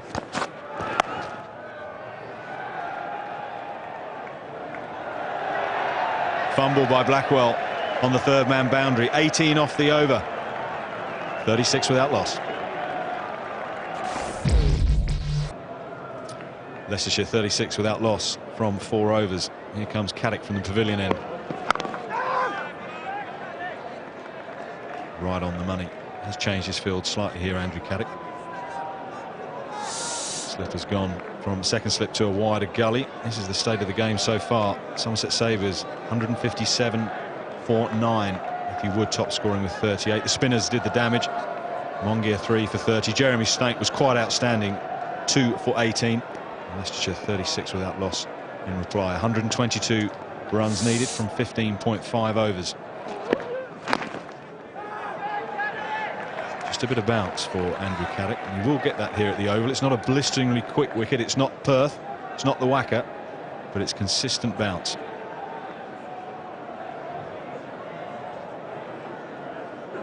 No changes in this field. It's still the same. There's 2 on the leg side. Wicketkeeper Gazard is trying desperately to lift his team. He just feels, he can sense from his position, 1, the ball's not swinging, 2, that Leicester are just getting away.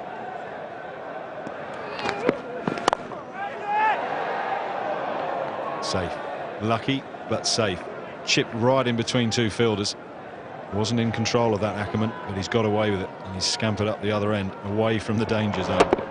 Well, we got 2 South African captains, H.D. Ackerman for Leicester Foxes, Graeme Smith for Somerset Sabres.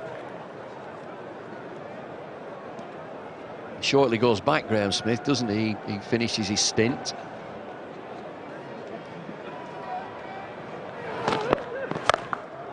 Great shot. Well, we saw a wonderful effort from Darren Maddy in the previous over, but that's gone that little bit better. He got 4 the previous over. He's got a flat 6 to his name off Andrew Caddick. Well, how do they do that, Des? Just demolished a fella's pint here.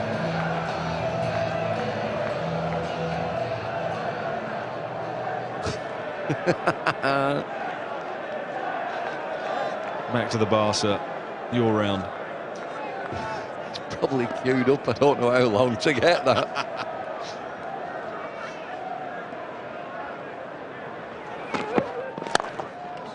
Great shot. Wonderful cricket shot. Racing away. Will Smith be able to cut it off? Yes, he will. He's athletic and he's quick. Blackwell does the follow-up. That's a nice shot from Darren Maddy. Proper cricket shot. 10 from the over so far.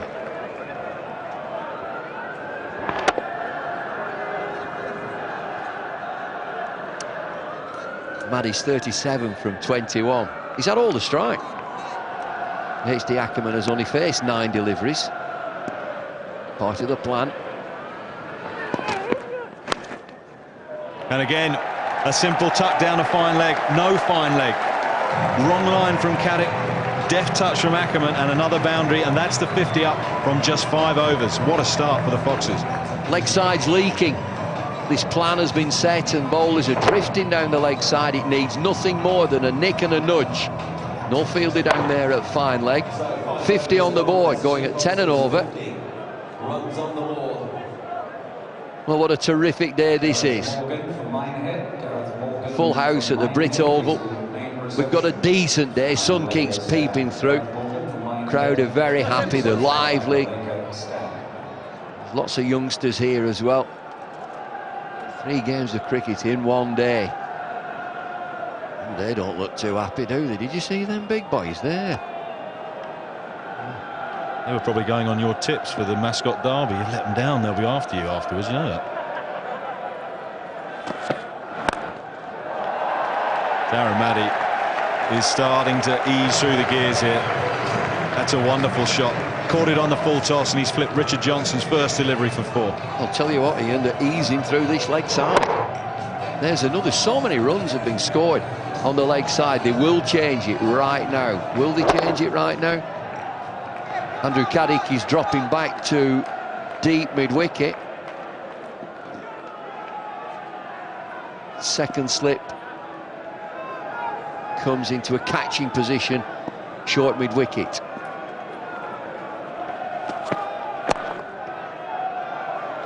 Outside again from Johnson.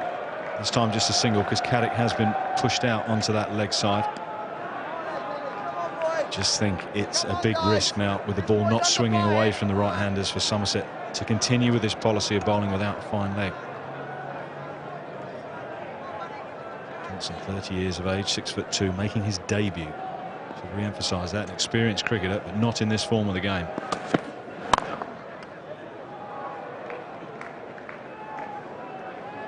It looks to me like he's changed his style here, Johnson. He's looking to bowl Yorkers, which is not a bad thing when they're going at sort of 8-10 runs and over. But if you're bowling Yorkers, do you need extra protection? Do you need a different feel?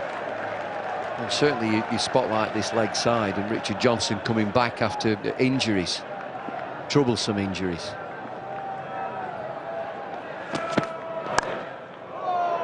There's that open face again from Maddy.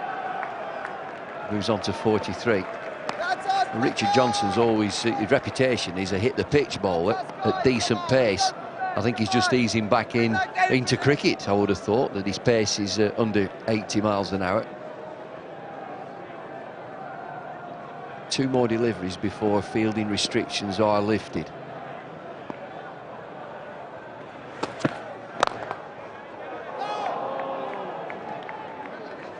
Just easing himself back into it, Richard Johnson. Career blighted by injury. He was selected to tour South Africa, I believe, years and years ago, back in 1995. And he was still playing for Middlesex. Back injury, stress fracture of the back, blighted his attempt to get on that flight. Has played for England since then. Keeps breaking down, which is such a shame. Lovely shot. Lovely shot. Maddy's had most of the strike. He's been playing most of the shots. Ackerman has only played, well, he's only faced 13 deliveries, and he's eased one through the offside for a sparkling boundary. Well, you see these big shots, massive shots that clear the boundaries, and then you get finesse from Darren Maddy as he just leans on this. HD Ackerman correction as he just eases this through the offside, through extra cover. We see some massive shots, but HD Ackerman there is playing a real good cricket shot. I think all sorts of things are dispelled about 2020 cricket. Oh, it's a game for sloggers. Not a bit of it. You've got to think on your feet. You've got to be really wide awake tactically. It's a game for cool heads as much as anything. Has Ian Blackwell got that cool head on his shoulders today? Big player for Somerset, 18 games for Blackwell. Getting in with the bat. He was outfoxed by Jeremy Snape. He's a very useful one-day performer with the ball.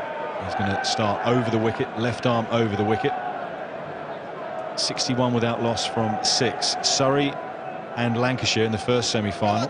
Lancashire going on to make 217. Were both 63 without loss after 6. So shows you how good the Foxes have started and how they're continuing. Another boundary to Maddy. He's gone to 47, and he's grabbing this semi-final at the moment by the scruff of the neck. All the talk before the games were watch Maddy. Maddy's the kingpin player for Leicester Foxes. Get him early and the rest will fall. That's not happened. Ackerman has stood at the other end and just admired. And you can block as well. Just okay, decent delivery. I'll just knock it back.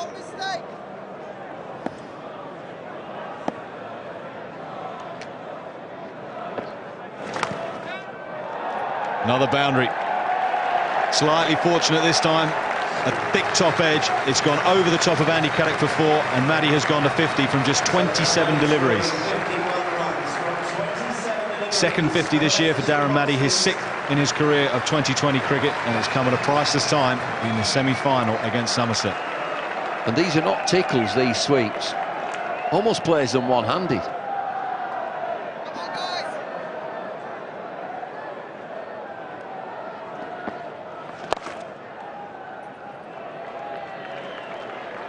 getting big overs, isn't he? Again, this Ian Blackwell comes into the attack. He's gone for 9 already. He's raced away, Darren Maddy, 52 from 28 deliveries, 8 fours, 1 6.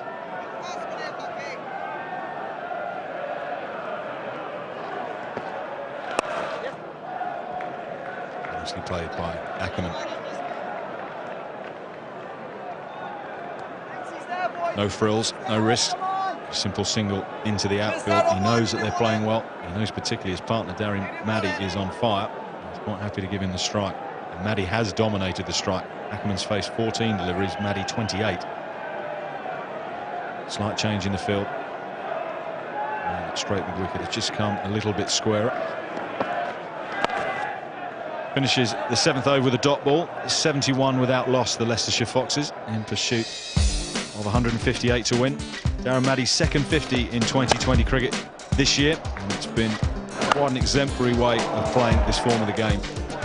8 fours and a 6. A couple of slog sweeps a la Malaki Loy. One that went all the way for 6. There it goes. Boom. Didn't move. Knew he'd got it, and it went a long, long way. Richard Johnson's first ball was flipped away for 4, and a couple of sweeps off Ian Blackwell. Maddy 52 not out from 29 deliveries, and he has scored predominantly on the leg side. Nothing much in front of square on the offside. Big areas down square leg and down to fine leg, and he's taken advantage. So 71 without loss. We're going to have a change up here in the commentary box as we have a change out on the field as Keith Parsons come on to bowl. Robert Croft is with Charles Colby.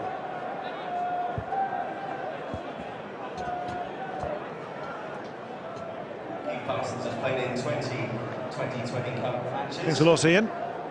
So far, 12 wickets. The Richard Johnson experiment didn't last very long, and you get the feeling that Graham Smith and Somerset are rather clutching at straws here. They have to do something to break this partnership. If they don't do it in a hurry, their history, and it'll be Leicestershire through to their second final in 2 years.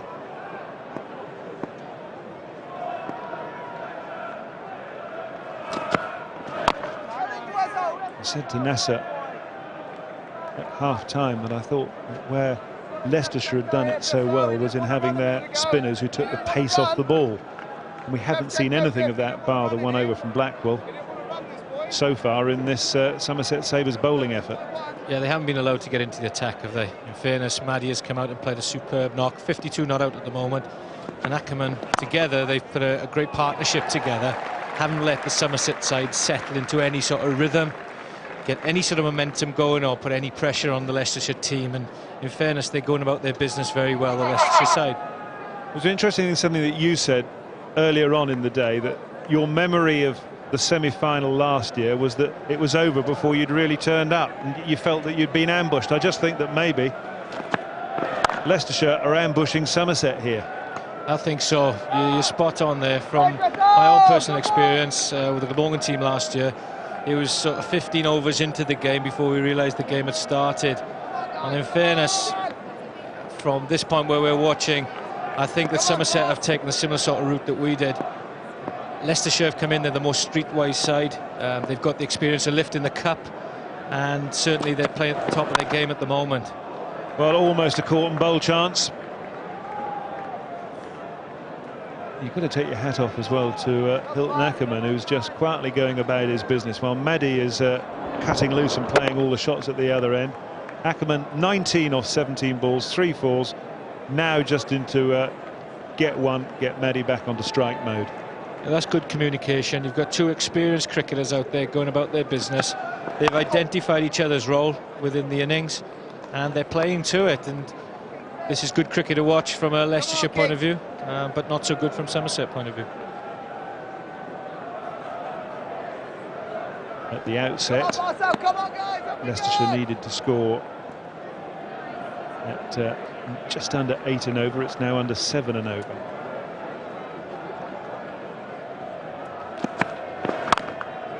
Well, just 3 off that over, so that's a good one from Parsons. 74 without loss, the Foxes.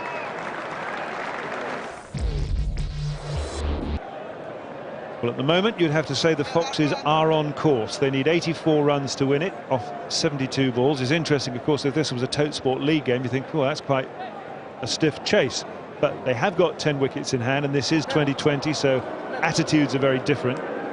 But the thing is, Robert, it only takes just a one moment of brilliance, just a little something to happen for the Somerset Sabres, and they'll be back in this game. Like that for a start. That's the end of Ackerman. Blackwell's got past the rather tentative prod. First ball round the wicket from Blackwell, and the Somerset Sabres have got their first wicket. As Blackwell opened the door, terrific bit of bowling. Pitches around the wicket, it turns, that's more important. Batsman's a long way down and the keeper takes the bails off. Terrific bit of bowling from the Somerset left-arm spinner, as he's just opened the door for Somerset to get back into this game. 74 for 1, Leicestershire Foxes. Ackerman is gone for 19.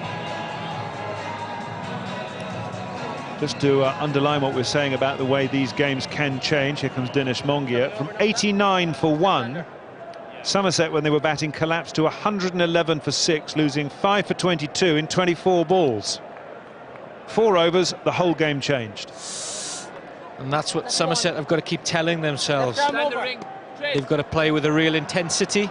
They've really got to try and starve the Leicestershire team, especially the new man in of Singles, to get him into his sort of rhythm. And I think now Blackwell is going to be bowling over the wicket to the left-hander, trying to pitch it into the rough, offering him the offside to drive through, hopefully turn through the gate. Interesting to see how many people that Graham Smith keeps in the circle. In fact, he looks like he's going to perch himself at Silly Point, trying to put a bit of pressure on Mongia, who is, by the way, a very good player of spin bowling. Well, that's a quicker ball from Blackwell. He's absolutely fired that one in, and Mongia's helped himself for 4. Don't think Silly Point saw the funny side of that. Well, you've got to be silly sometimes to stand there, and I think it's a cardinal sin when you've just had a wicket. The next ball goes for 4 runs. You've just got the new batsman in. He feels more comfortable, and you've lost a little bit of the momentum that you just managed to gather.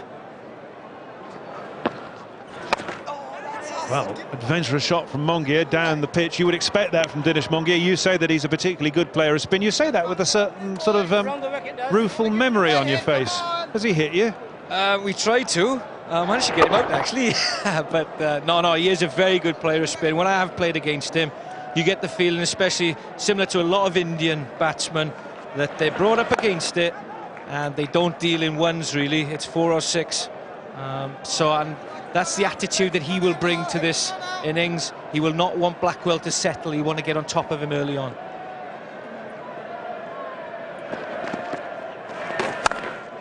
Can't help feeling that Maddie is the key wicket here at the moment. If they could get him out, they really would be back into the game.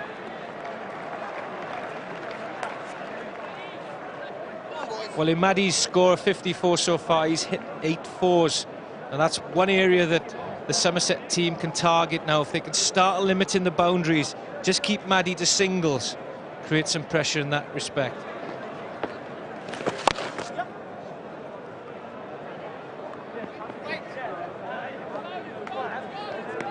Nine overs gone, 81 for 1. Here is the Blackwell wicket, first ball of the over. Ackerman tried to get down the pitch, but it did turn on him, and he was done like a kipper. He loves that. All spin bowlers love that. Getting somebody down the wicket, turn, bounce, spin, good wicket. Darren Maddie, as we mentioned, has got 54, 34. He's the rock in this team now that everybody else has got to come in and play around. Ackerman played a good partnership. Now it's up to Mongia and Maddie to get another one going. 77 needed.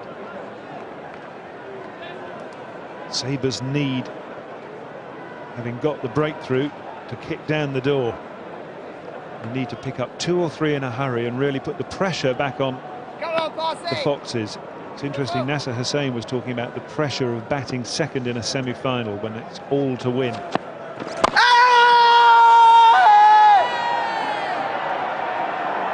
thought he hit that. But they obviously got excited about something out there, but it just looked like an awful lot of bat was involved in that. Was it pad bat? Pitches in line, swings back, that's fine. Well, it was pad bat. So Mongia may have had a bit of luck there. No! And that's a very clever shot from Dinesh Mongia. Delicate sweep. Now, how many times do you see it? A good shout, similarly that Willoughby had against Wood in the first innings. The next ball then goes for 4. We've had one here. Parsons a good shout the ball before. Then Mongia goes down the next delivery, sweeps him fine for 4 runs. Something that we hate as cricketers when we feel that we've got a wicket and then the next ball disappears out of the park. But it's not a good, easy job in an umpire.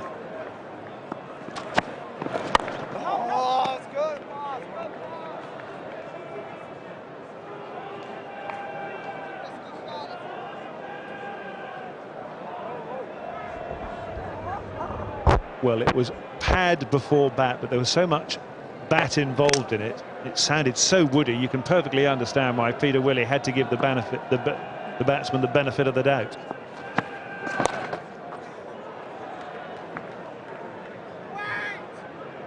We get to see it in slow motion from all sorts of different angles.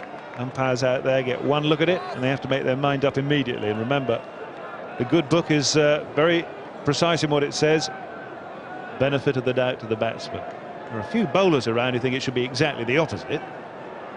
Agreed. But it's amazing to see how heartfelt the appeal was from Parsons. It seemed obvious enough to him.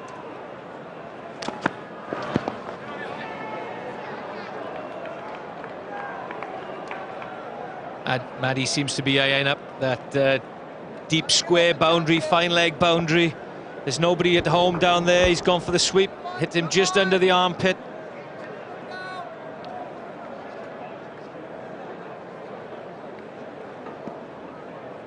There are great open spaces down there at deep backward square leg. Well, that's a pretty useful over. Only 5 runs from it. The 4 from Mongia was the problem. 86 for 1 after 10. Maddie and Mongia just picked up where Ackerman left off, in fairness. I'm sure they'll have communicated out there that Maddie just keep ticking along. He's the rock, he's the one who's going to pick up the singles, then the odd boundary. And Mongia, which was lucky enough when he got an early boundary against Blackwell, has managed to get into double figures pretty quickly, so that will have settled his nerves. It's a fantastic crowd out there, the atmosphere is building. No matter how much cricket you've played, you will still feel the butterflies in the stomach. And to get an early boundary, get away early on, really settles them for you. Silly points gone now for Mongia. That experiment has gone back in the box for the moment. Question is, who else is going to bowl spin for Somerset? If we think spin might be the key, I guess Wes Durston is the other candidate.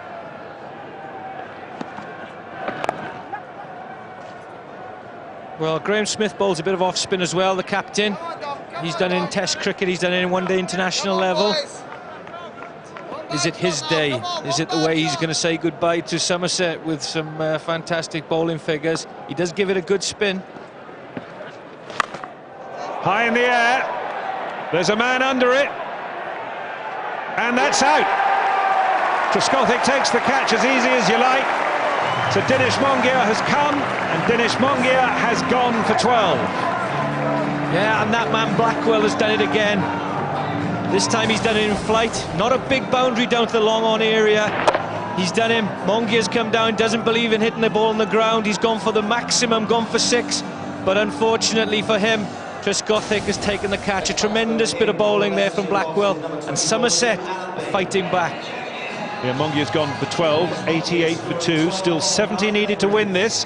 Now only 57 balls to get them in. I think this could be a lot tighter than people may have thought 10-15 minutes ago. Yeah, you picked it, Charles. They just needed that wicket. Ackerman played a bit of a sloppy shot, albeit some good bowling from Blackwell. But there they are. They're back in, they're fighting. The Somerset team They've realised now that they've got a sniff of a chance. Can they take it? Interestingly enough, Blackwell's kept 5 men in, stopping 1. James Allenby is the new batsman. He'll be on strike now because the ball was in the air for such a long time. Maddy and Mongia crossed.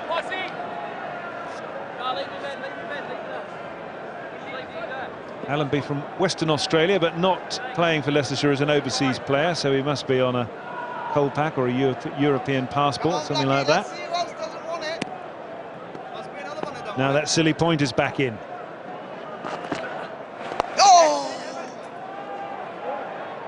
And that will be a bit disappointing to Ian Blackwell that they got a single there. That's annoying because that's gone straight to the man at 45. Andy Caddick, he's an experienced man down there. For a big man, he's quite an athletic guy as well, good arm. But when the ball goes straight to you at 45, it shouldn't be a 1.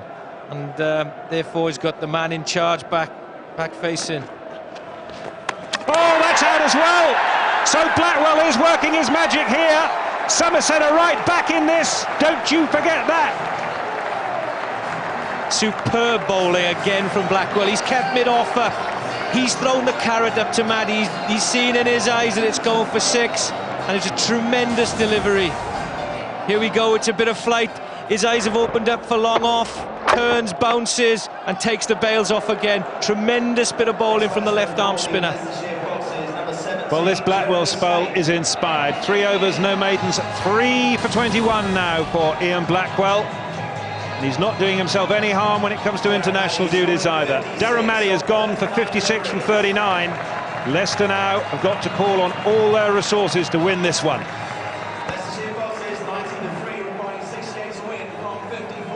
There he is, the man who's done the job for Somerset so far. He's got them back in with the possibility of winning it with spin. He's come in the pitch early on in the first semi-final we saw, didn't take much spin, but now I believe as the surface is scarring up a bit, it's starting to turn. And in fairness to the Leicestershire spinners, they did a fine job when Leicester bowled, and now so are the Somerset spinners. Well, here comes the other spinner. This is Wes Durston with his little off breaks. We were talking a little while ago about the collapse that Somerset had when they were batting, when they went from 89 for 1 to 111 for 6. They lost 5 for 22 in 24 balls. Well, in 18 balls, Somerset have lost 3 for 16. Leicestershire have lost 3 for 16. So they're just having a bit of a tumble here as well. They really fancy it now, the Somerset team. You can see they're up in the field, they're keen. The wicketkeeper is constantly talking, encouraging, urging his players on. He knows, he feels the fact that another wicket now is a real opportunity. I think we've identified the new batsman. He's the vastly experienced Jeremy Snape, a man who was there when the Foxes won the title last year at Edgbaston. On strike now.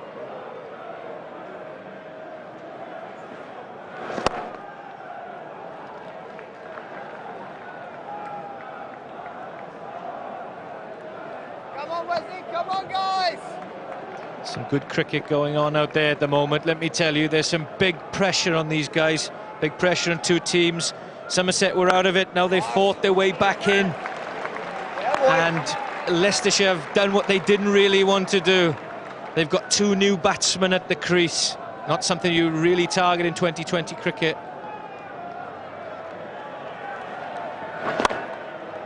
Tossed high as well. So that's 12 overs gone. It's 94 for 3. Let's go and find Ian. Hi Charles, yeah, I'm down right in amongst it, amongst the Leicester boys, and I'm with Paul Nixon, who's next in to bat, is that right? Yeah, next in, big fella, so yeah, looking forward to it. What do you reckon? How are you going here? Yeah, just sadly we lost 2 frustrating wickets there, unusual for our guys there at that stage. Just trying to work the 1s and 2s. 1 big over will really get us back on track. That can come any time. Just need to keep wickets in hand now for a while, just last 2 or 3 overs. What about this wicket? Has it changed in complexion any since the rain got on it just a wee bit? I don't think so. I just think it's the way that the ball's getting a bit older, a bit softer. It's just maybe gripping a little bit more. You know, it's getting used as the days goes on, obviously, and these guys are bowling pretty well at the moment. Darren Maddy played a gem of a knock. It's now up to Mr. Snape and Mr. Allenby. Can you tell us a little bit about him? Because I don't think our Sky Sports viewers will know an awful lot about him. No, Jimmy's a very positive all-rounder who didn't get a ball today, but he's just come out of league cricket at the weekend. Last weekend he got a fantastic double 100, so he's full of confidence and he's playing really well. Spent a lot of time as a youngster in Australia, in Perth. So, yeah, looking for big things, big bright future ahead. And this is geared up for you. Little cameo at the end to win the game. What do you reckon? Yeah, it'd be nice. Absolutely right. Yeah, I mean, just got to keep playing now for a bit. Snape is very experienced. He'll talk Jimmy through it as well. So another 4 then. Bit of clap that. Keep him happy. But no, we you know, just got to keep calm now. Just keep calm heads. Good to talk to you, Paul. Back upstairs.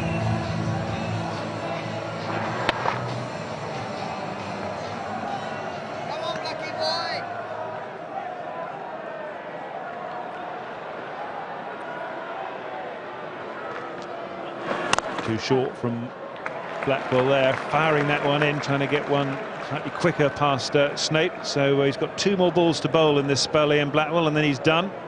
Because of 3 for 25.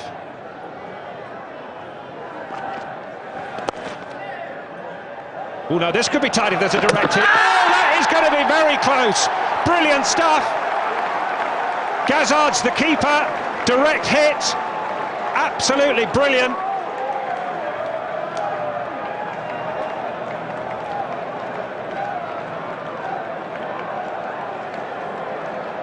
Here we go.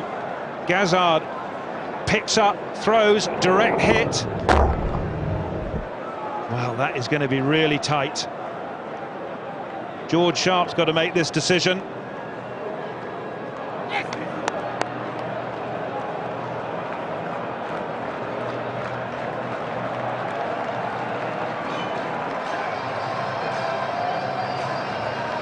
Here comes the decision. George Sharp saying he's out. Well, that is a huge wicket, getting shot a Snape like that. Well, Gazard's been up for it. He's been encouraging his players all the way through. He's sniffed the chance of Somerset getting back into this game, and he's decided he was the man to put his hand up. They've gone for a short single. He's got away from behind the stumps well.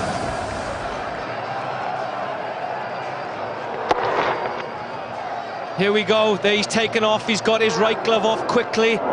Throw on the run. A tremendous accurate throw, taking the stumps out. Fantastic cricket from Somerset. Good spirit. Snape gone for 6.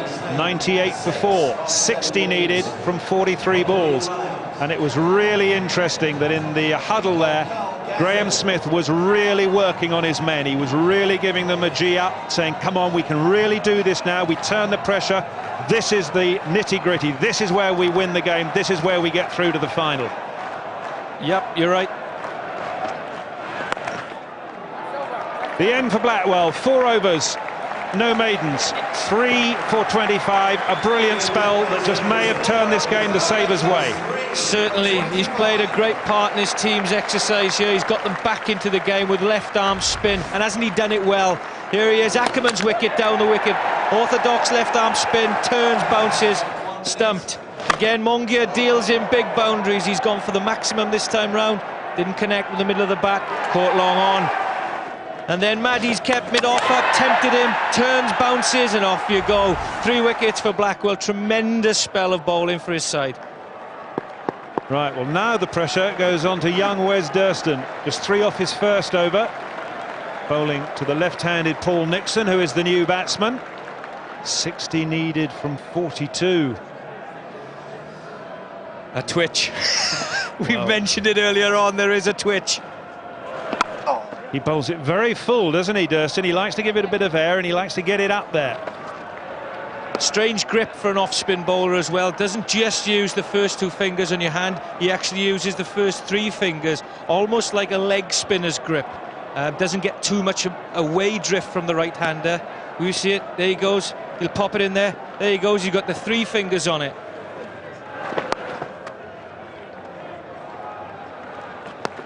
$100 up.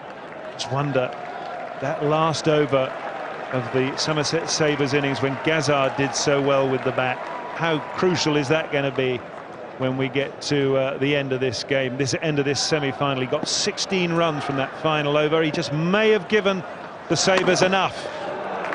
And he gave them the momentum as well to take off the field. Again, that spun, good take from the keeper. He's had a good game so far behind. He's taken a couple of catches, a couple of stump-ins. There, great run out for his side. He's bubbling, he's buoyant, and often you find that a team get their energy from the way the keeper reacts, and he's doing a good job.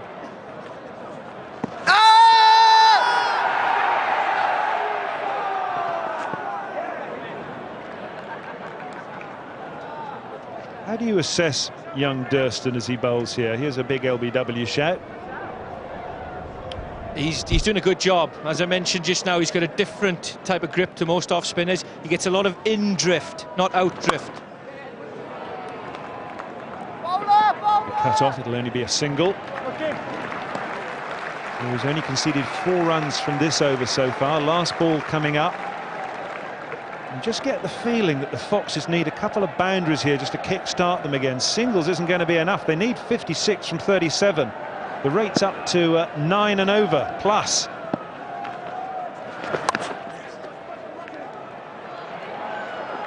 This is going to be a sprint round the boundary, and they'll certainly get 2.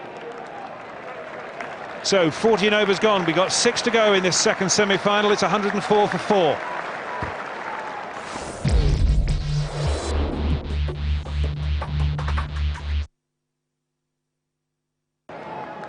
For 4. 54 needed from 36 balls. This is going to be tight. Here are Nasser and David. Yeah, it's a nipper, is this? All about a little bit of bottle. Placing the final for the winners. That helps.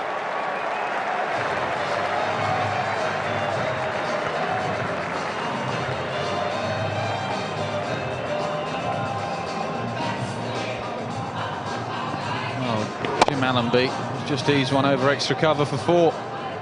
His first boundary. Lots of pressure out there. This game's going to go to the wire. It's going to go to the last over, definitely. At this stage, Somerset were 107 for 5. Leicester 108 for 4. In fact, after that delivery, scores are level. 109 for 5, played 109 for 4. It is, it's bottle. Nerves coming into it. There's the Ackerman, Leicestershire's captain. Can just sit and watch. It's these two in the middle. Partnership, Allenby and Nixon. And then the remaining batsmen. 49 from 34.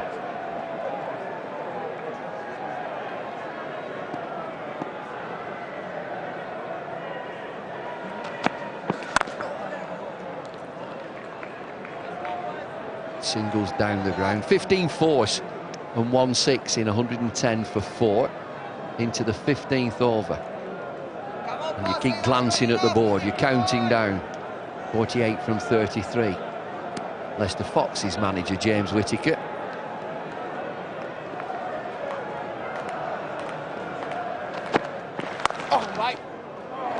Good stop. That's a position you don't see Andrew Caddick in a lot. You get John T. Rhodes, Paul Collingwood. Andrew Caddick at backward point. He's better than them, Andy. You know, he really enjoys this. He doesn't let on. Doesn't like anybody scoring runs off him, but he rises to this occasion. He loves it. Blackie! I remember a game that we did earlier down at Taunton, the 2020 match, and I just had to laugh. He bowled the first 2 overs. I said that's the end of Andrew Caddick's figures. 2 overs, not for 42.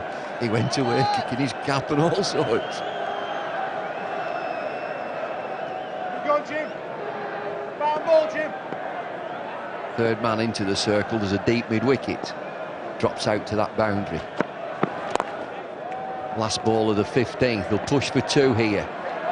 Just 1. 111 for 4.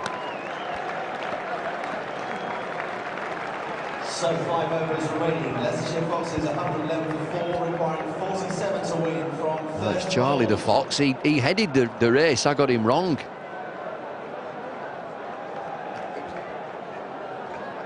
And Stumpy the Dragon at the back there. Nice to see him getting on. Did have a bit of a set to earlier on, but they seem to be fine now. 47 to win from 5 overs. Charles Langerfeldt comes back into the attack. Good bowling from West Durston, 2 overs for 8. So we're back to seam.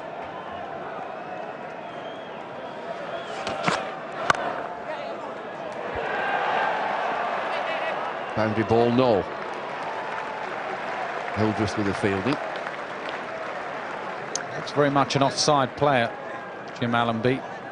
Just to set himself to go over cover, square cover. Lots of smiles, he'll be under pressure. Sadler, the injured Leicester Fox from last year, shoulder injury. Allenby comes in. That's his area, cover.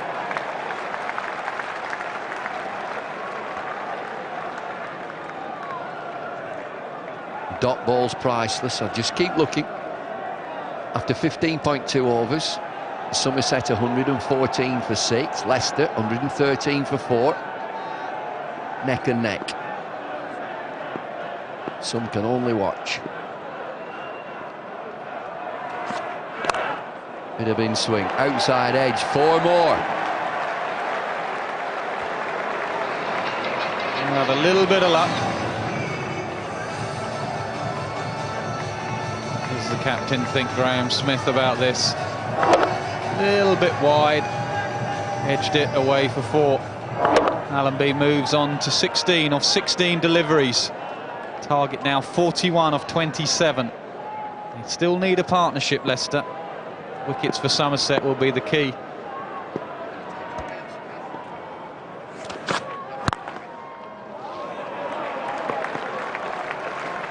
That's a good stop too. Anything straight down the ground, mid-on and mid-off, are back towards the boundary, but slightly wide.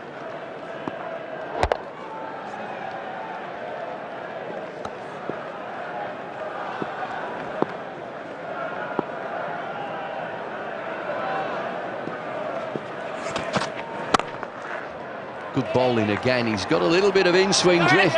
Fielding for Graham Smith, bails her off. Not out. Good fielding, they're strong in the field, Somerset. Well, Nixon wasn't really looking here, he was expecting Graham Smith to throw the other end, and then there was a little bit of a hurry up at the end. He was well in.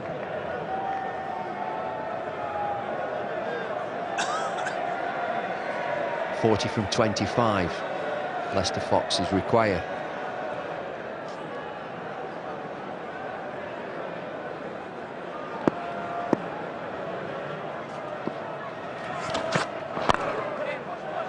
Clipped into the leg side, the look for 2. Hildreth patrols that boundary. Useful over, 9 runs from it. 120 for 4. Graham David Lloyd, have your second. What do you think, buddy? Pass one more that side. One more. No, I want to go. Pass next one that side for me, please. Liners!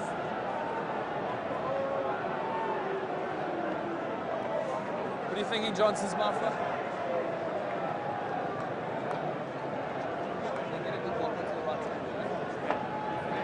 Richard Johnson comes back into the attack.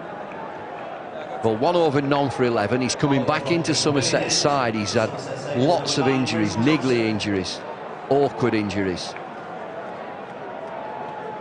He was run out without scoring when Somerset batted. So it's his second over. Length ball, Allenby down the ground. He's a goner. Blackwell safe hands. Good bowling change from Smith. Brings Johnson back into the attack. Blackwell does the rest. Well, he's having a good day in the field, Ian Blackwell. He's got wickets, and then he's finding himself in the key positions at the right time. A length ball to start with from Richard Johnson, and it was a pretty good shot. And I'm afraid he found the one fielder out there, and a good low catch from Ian Blackwell. Good work, Graham Smith. Excellent change of bowling. James Allenby's gone for 17. Leicester 120 for 5. Let's have another try with Graham. Graham, it's David Lloyd up here. It's very shaky. One more time. Graham, can you hear me? No, he's not getting me. I just wanted to ask him, what's the gut feeling out there? What is your gut feeling?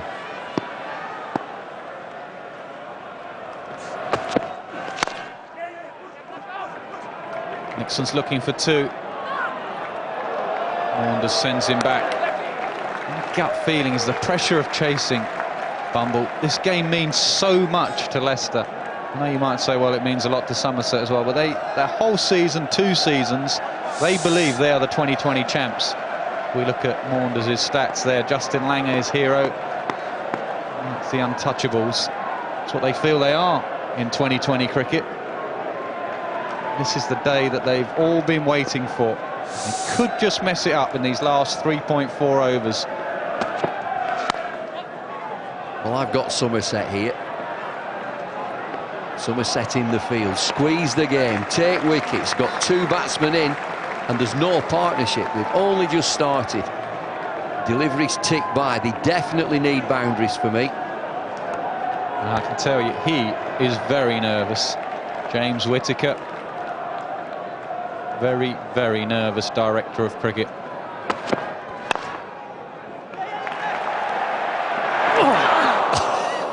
It's all happening there. Maunders dives back, desperate dive. Back into his crease, it's a dot ball. Good over so far, only 2 from it. Rate's gone up above 10 and over. Good dive in, good work. Always get the dive in. Don't leave anything to chance. Long chase here. Not found the boundary. It's developing, is this over. One thing they don't need are no balls. Be an absolute killer to overstep on that front foot. Richard Johnson coming back in. We talked a lot about nerves, but rustiness as well when you're coming back from injuries to play in this sort of situation. Has been an international bowler, Richard Johnson. And that's excellent from Johnson. Finishes the 17th, 124 for 5. Just 4 runs from that over. Somerset have gone for their big match international players, and they're not disappointing at the moment. Not a great start for Langeveld and Johnson. At the death, Graham Smith has gone to experience. There's the situation in the game. 157 for 9. Everyone thought that was slightly below par. It's looking pretty decent now. 34 needed from the last 3 overs. Leicester are going to need some big hits. Otis Gibson coming in next. Leicester, the Foxes, you need a hero. Who's it going to be? There were 74 without loss, Leicestershire. They're 124 for 5 now at the end of the 17. What have you got, John Maunders? What have you got, Paul Nixon? Graham Smith has got options. Durston back into the attack, off spin. Maunders down the ground. And another terrific catch. Trescothick. Well, you might say, in the big time.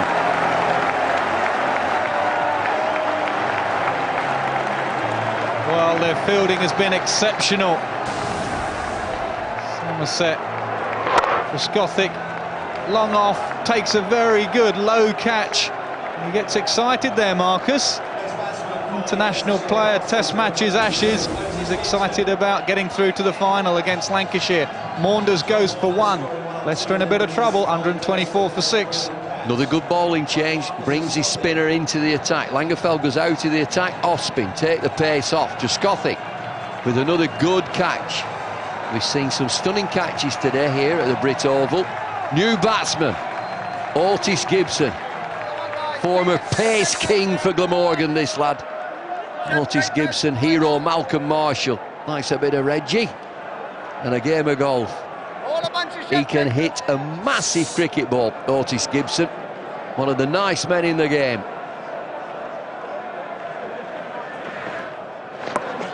Reverse sweep, doesn't find anybody other than short fine leg. These two at the crease. First game of the season, started off 2020. Nixon and Gibson against Nottinghamshire, and they saw him home. Gibson hit the winning run. Nixon goes again, reverse sweep. Same shot, same result. Just gets one run this time, brings Otis Gibson on strike.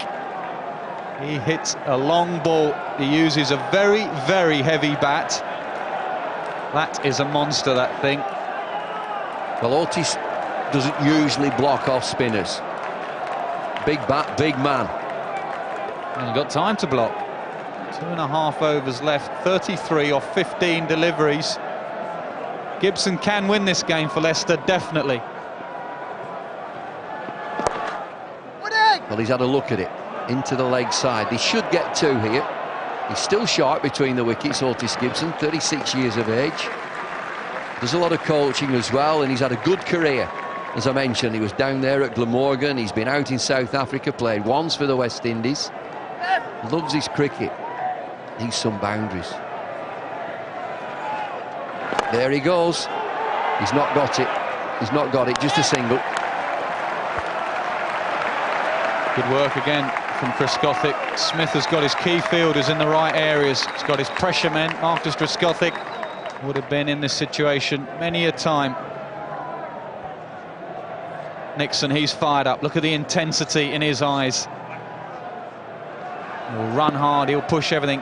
He won't give up. He will not give up.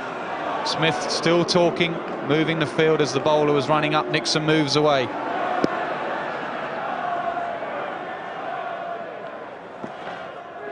Reverse again, he's got one. He's played 3, got 1. 6, extraordinary. Well, if you fail, try again. 2, he just dabbed absolutely nowhere near the middle. And then coach took us through that one. The reverse sweep for 6. Unbelievably effective. Game on now, 24 from 12. It was absolutely imperative he got 6 from that ball. And he did. Left-handed Nixon, turns round, right-handed, sweeps it for 6. 24 from 12, Leicestershire need. Somerset 157 for 9, Leicestershire 134 for 6.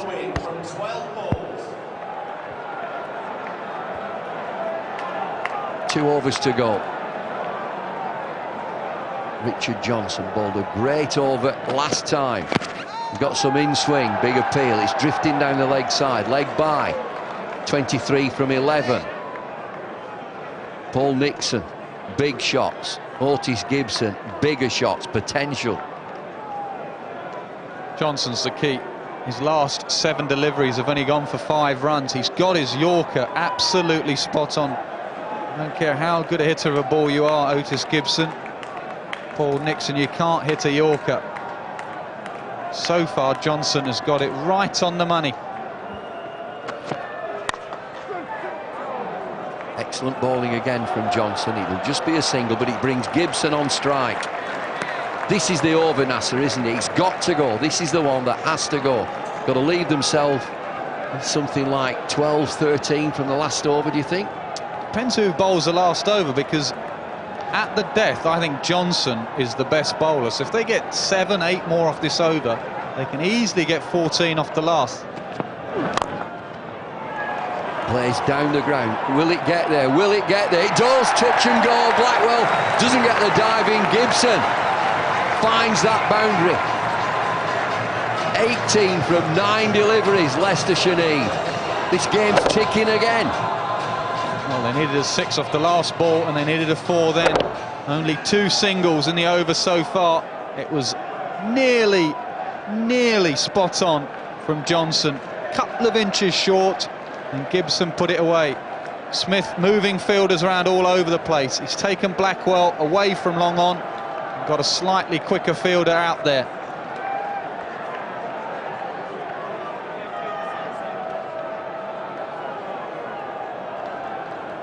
Working hard now, Graham Smith. Bowled him, what a wicket that is! He's dragged it on, kicked it on. Nerve, absolute nerve from Richard Johnson. It's an in-ducker, full length. Somerset celebrate again. Johnson gets it right again. Can't hit Yorkers anywhere. Bit unlucky, Otis Gibson hits it onto his foot, rolls onto middle stump. Johnson celebrates. He knows that's a big wicket. 18 from 8 required, 3 wickets left. Danger, danger man goes. Otis Gibson, bowled Johnson. Good bowling. Full length Yorkers. Well, everybody's having a great day here. Gets thirsty work though. 18 from 8. Who's going to get this slot in the final? Lancashire already there. Camped up in the dressing room, relaxing. Claude Henderson. His hero is Shane Warne. That's a bit of U2. Yeah, a bit of fishing and golf as well.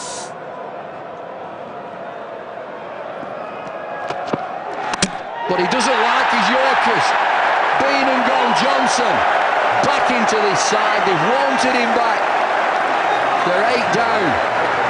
3 for 20 now, Richard Johnson. Yorkers all the way.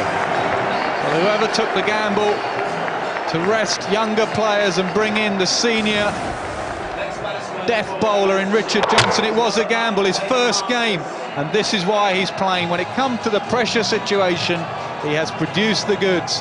2 wickets in 2 balls. Gibson, Henderson both go with Yorkers.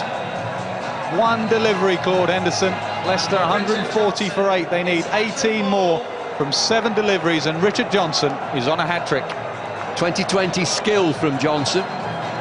What do I want to bowl? I want to bowl Yorkers. I'm going to get a little bit of drift as well. David Masters took a stunning catch in Somerset's innings to dismiss Graham Smith, one of the very best. He's now got to do it with a bat. 18 from 7 deliveries, 8 down.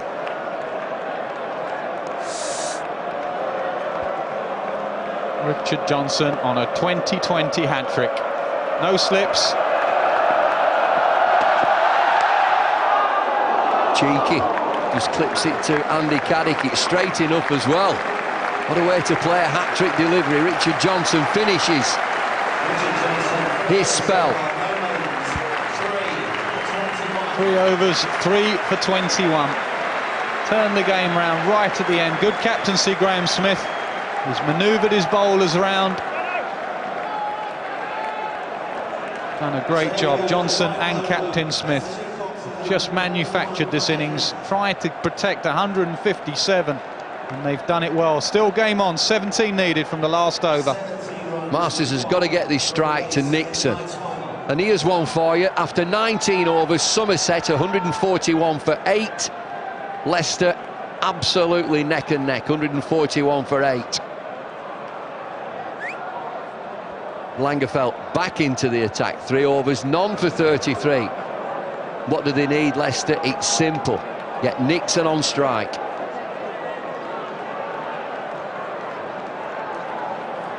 Important last over. Gazard. 26 in 19 balls in general. An important innings that was from Gazard. 16.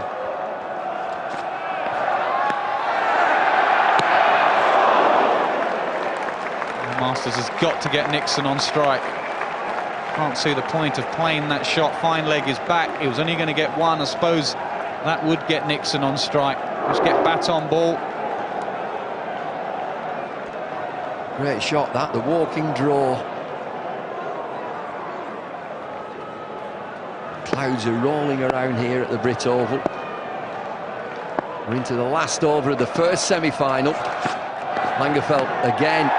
Hit and a miss. Hit and a miss. Nixon is on strike. This is what Leicestershire needed. Leicester Foxes had to get Nixon on strike.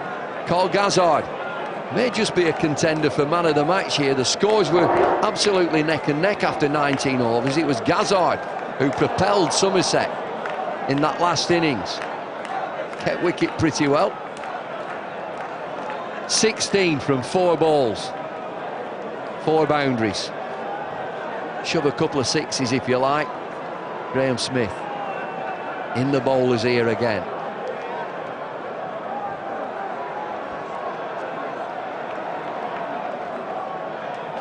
The weather's just closing in a little bit at the Oval.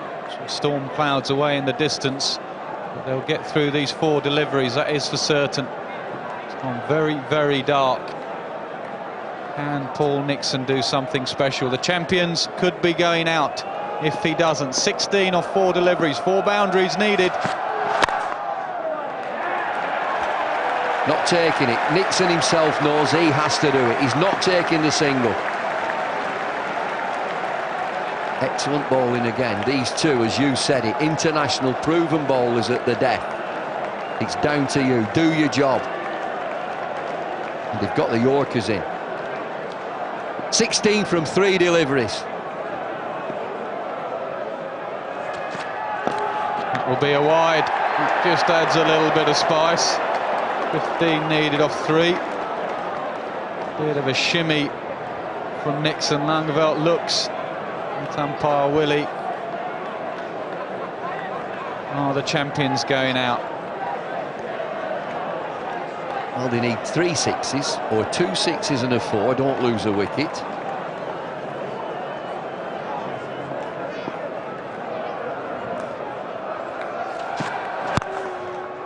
Has he got a boundary? He's got a single, and they're coming back for 2. They're coming back for 2. It'll be a dive. He's in. He's in. He's in. He's in. Well, he's in then.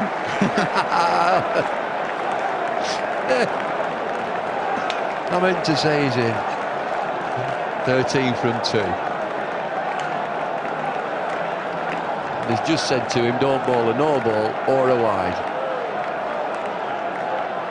Just in case he didn't realise that. Thank you, Skip.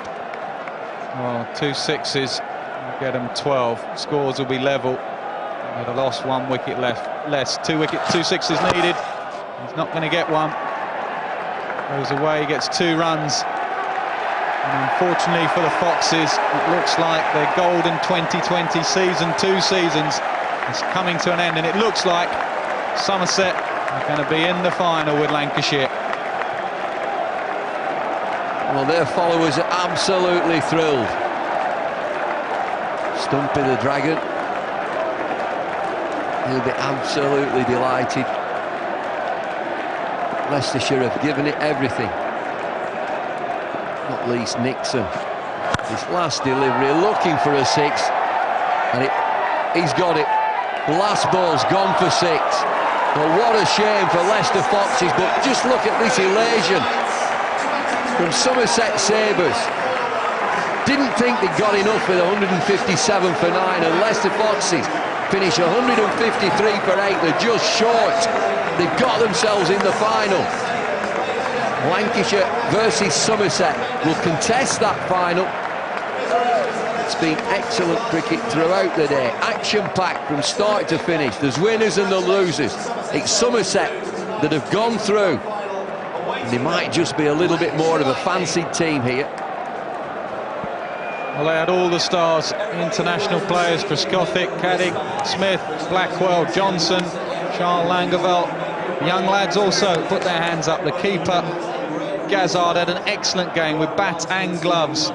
Parsons, a good all-round cricketer, will make for a cracking final. There's lots of superstars on show this evening. Let's just hope those covers disappear. There is a bit of rain around, but there are some real stars on show now with the Somerset-Lancashire final. And the crowd have stayed and watched. And the Cider boys are happy. Well done, Somerset. Excellent cricket. Well, they're loving every minute of it. And again, it's been a good team effort. We talk about Leicestershire as being the team, but Somerset have also shown it. Somerset had probably the stronger pace attack. Leicestershire relied so much on the spinners, who did the job. 5 wickets between Leicestershire spinners. But it's the strength of Somerset Sabres' pace attack, particularly at the end, right at the death. Richard Johnson, Charles Langeveld, just getting that full length. Yorkers in. Charles, who've you got? I've got the man who really put in a fantastic last over, Richard Johnson. They ended up with figures, I think 3 for 23, something like that. Didn't start too well for you, but what a comeback.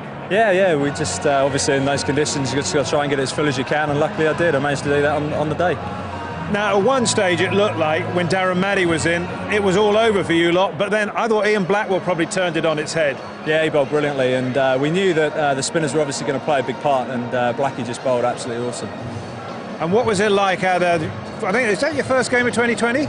Yeah, I managed to get away from it so far, but no, it was awesome, mate. Great atmosphere in here, great game to play. And you're going to play against Lancashire in the final? Yeah, strong team, but you know, we're going to be the underdogs, so we give it our best and see how it goes. And obviously you'd like to send Graham Smith off with a nice win. Absolutely, he's been a top lad and he's been so good for us, and yeah, it'd be nice to send him off. OK, well, let's keep our fingers crossed that the rain holds off. It is awfully black overhead, and that you have a good game in the final. Cheers, Charles. OK, back upstairs. Let's have a look at Leicestershire's reply here. Darren Maddock, electric, 56 from 39. Lots of starts again. HD Ackerman with 19, Mongia with 12, Allenby with 17, Paul Nixon high and dry at the end with 27 from 18 deliveries, but they've just fallen short, 153 for 8. Somerset's experience told in the end. International bowlers really came to the party. Blackwell got the wickets to start with, started the rot. Ian Blackwell 3 for 25 of 4, and then right at the end, Richard Johnson on debut in 2020 cricket, 3 overs, 3 for 21. Those two really broke the middle of the Leicestershire innings. Excellent performance. So Somerset have won through to the final against Lancashire. 157 for 9, plays Leicestershire's 153 for 8. Somerset Sabres have won by 4 runs. What a game of cricket. Too much for me. Now, it's a lot of pressure in 2020, but when they're as tight as that with as many people in, it's hard to deal with. A lot of things going on in your mind as a captain out there. Yeah, lots of things, and I felt we were very short in 157. You know, we didn't play the spin as well, and we let ourselves down, but bowlers pulled us through superb. Absolutely, a couple of guys really showed their quality under pressure. Yeah, Blackwell bowled superbly in the middle. Johnson and Langenfeld at the end, getting it in the block hole there. That's high pressure situation, and to do it regularly like they did, superb. And what about a young fella who's managed to pick up the Man of the Match award, Carl Gazzard? Credit for him? Yeah, that last over got us to somewhere decent, and you know, he's a new boy coming to the team, trying to find his feet, and superb in the field also. Great energy and a couple of run-outs and stumpings. Great to talk to you. Get out of the rain. We'll see you a bit later. So indeed, the Man of the Match for the second semi-final of this 2005 Twenty20 Cup is Carl Gazzard. Carl receives a cheque from Gavin Slater for £750 and a magnum of Verve Clicquot champagne. Well played. That looked hectic out there towards the end. It was a bit manic, yeah, after the start they had, but we just fought hard and we've got a massive amount of self-belief and we just keep going, and that's our result. So. Now talk us through your little batting display, the last over, 15 coming off it. Must have been pleased with that. Yeah, I was happy with that. I know where I like to hit the ball, and it happened to get a lucky inside edge for 4 and things like that. It went my way, and that's what happens at the end sometimes. Now it looks like you've got a real team spirit and a real buzz out there in the field, and you as the keeper, well, you're the linchpin behind that. Your job to keep the boys going? Yeah, I try and lift everyone. I mean, after that start you can see a few heads dropping, and just try and keep everyone up, and we fight hard, and we get our rewards in for it, so we're happy with that. Well, it's an outstanding performance, not only by the team but yourself as well. I'll let you get out of the rain. Thanks for talking to us, and well done. Carl Gazzard, ladies and gentlemen. And Charles, that concludes the presentation ceremony.